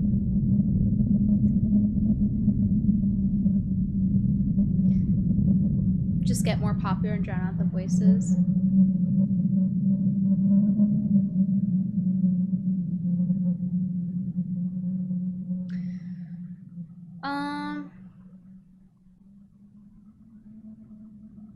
AdSense donations? What do you mean? Wait, what is that too? Oh, what do you feel like is your biggest revenue stream? Well, here's the thing. So I think that making videos is kind of out of the meta because it's not very efficient. Maybe it is for some people, like if they get millions of views. But like, think about it, guys. So you're having to make a video and you're having to edit it. And that takes like sometimes 2 days, right? And you're making AdSense, like, wow, and I made less than what I would in one stream. Like, it doesn't make sense. And I think that's why a lot of content creators switched over to live streaming and then just clipping the highlights and making it into a video. It's because it's just more efficient to do, and short form is more easily consumed for people, especially nowadays. Not to say that people don't still listen to podcasts or something. People love podcasts when it's a background thing as they're doing tasks. So I guess live streams can, if it's the right kind, fall under that as well. But like, if you do a video, it costs a lot of time to edit, so it has to be worthwhile. Or it has to be like you're just that proud of that work that you want to post it. Or a really, really easy edit that takes like no time. But then you go into, oh, is it slop, right? Thank you, Drummer, for the $1.99. Any updates on Mr. Oranges? What do you mean? Wheelchair? We are having a DSP business meeting? Yes, we are. So true. $2 from Keychain696. YouTube's time is ending. Cam tape is the future? What is that? Share your world. Oh, this looks like old school internet. What is this? I'm like checking if there's adult content on here. If there's male companion content on here.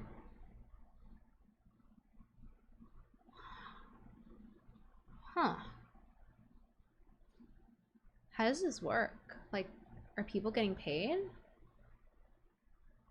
Eurodance attempt on FL Studio. When was that posted? There's no date.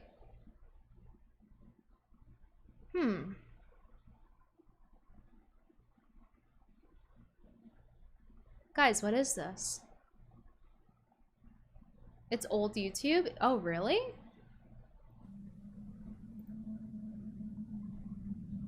I thought it was just somebody like going for that aesthetic. Made me happy for a second. Buke, $20.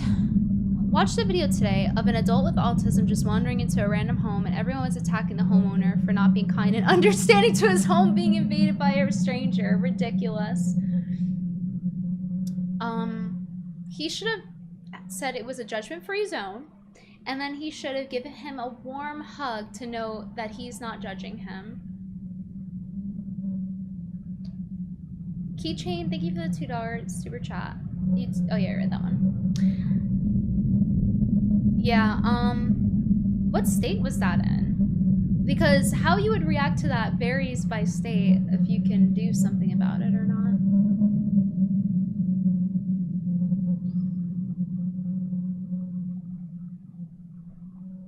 I'm gonna look up this video, see if I can find it.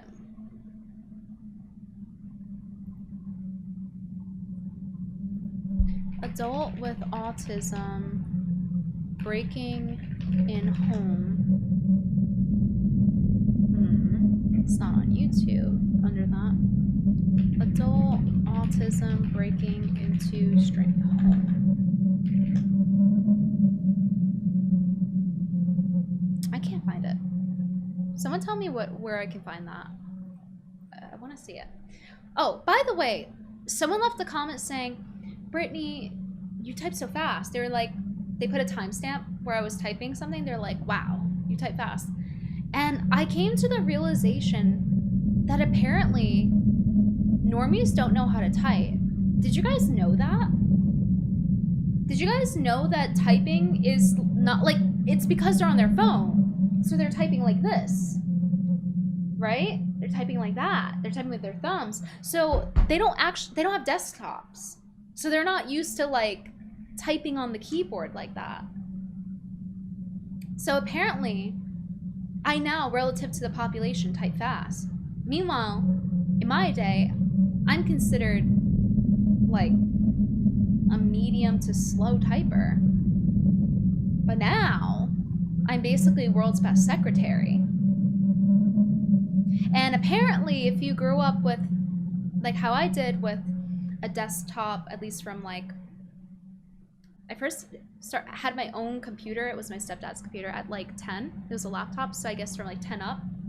So if you grew up with a keyboard, then you can apply to like secretary jobs because they value that as a skill. It's kind of like cursive. Like, people don't really do it as much anymore. But yeah, I didn't even realize that until someone pointed it out. It's like, oh, wow. People don't know how to type on keyboards anymore. At least not that well.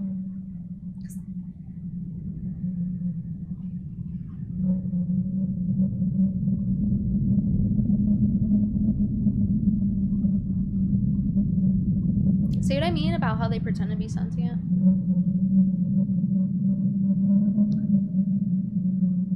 You type with both index fingers? That's terrible. You look like a retard.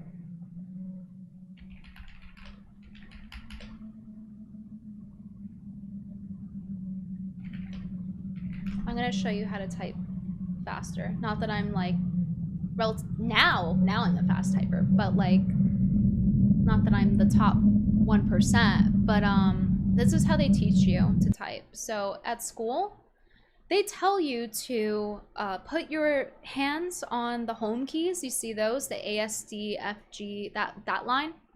Like, you're supposed to rest your hands on those keys, and then you're able to like go up and down on them to type. So that's why typing like this is not efficient. It's not good. You have to go on the home keys, and then you go from there. Quick little trick.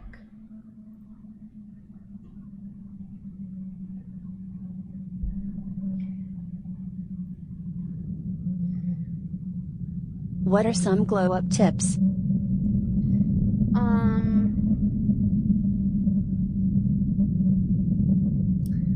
I mean, it depends, like, if you're a guy or a girl, right? Learn your features. Learn what's good for your features. Have some good chats with ChatGPT. Ask it for an analysis. Trial and error. Learn some color theory. You should do a WPM test. WPM test. Which one? There's a few.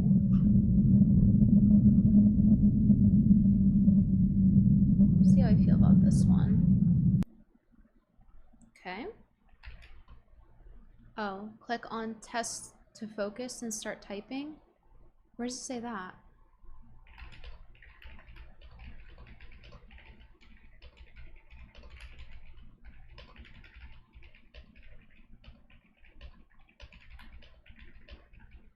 I'm under pressure. I'm under pressure. I'm cracking under pressure. I want a different site. It's the site. I'm full DSP. It's the site. I started getting nervous.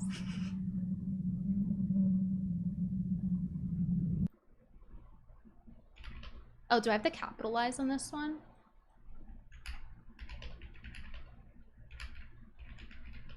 Oh, I do. Okay, I want to restart.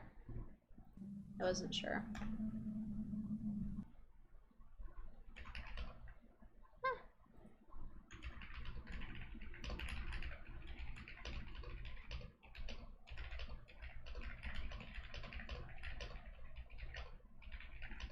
Fuck.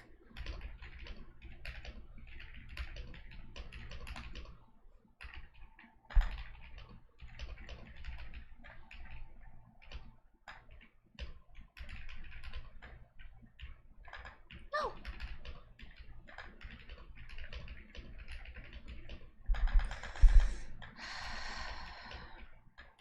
I'm getting demoralized.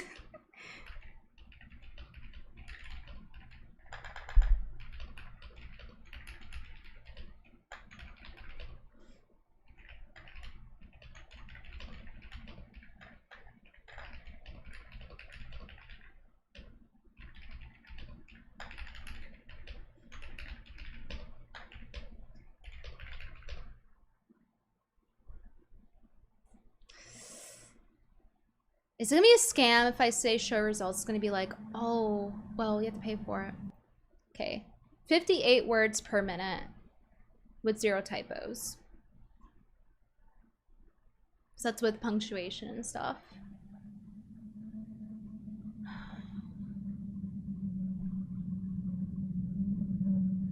So it's saying I'm fast versus the average. Average is 36. So that's what I said. I'm like medium bad for typing, and yet like this is supposedly good relative to now. Let's try one more site.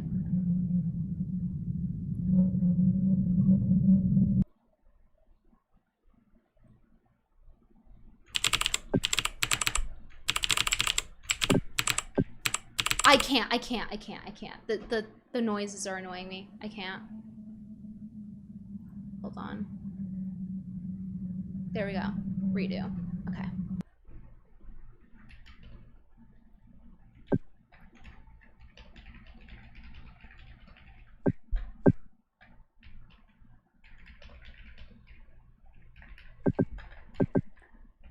I can't do it. I can't do it.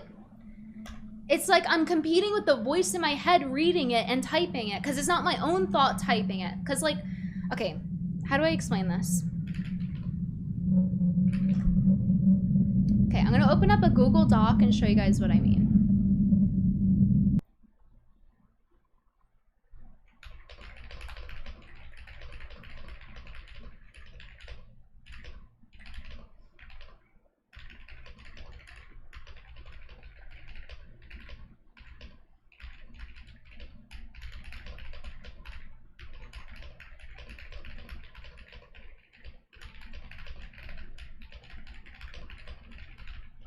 See what I mean?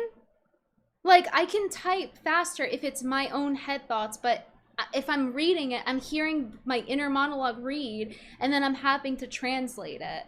So it takes longer.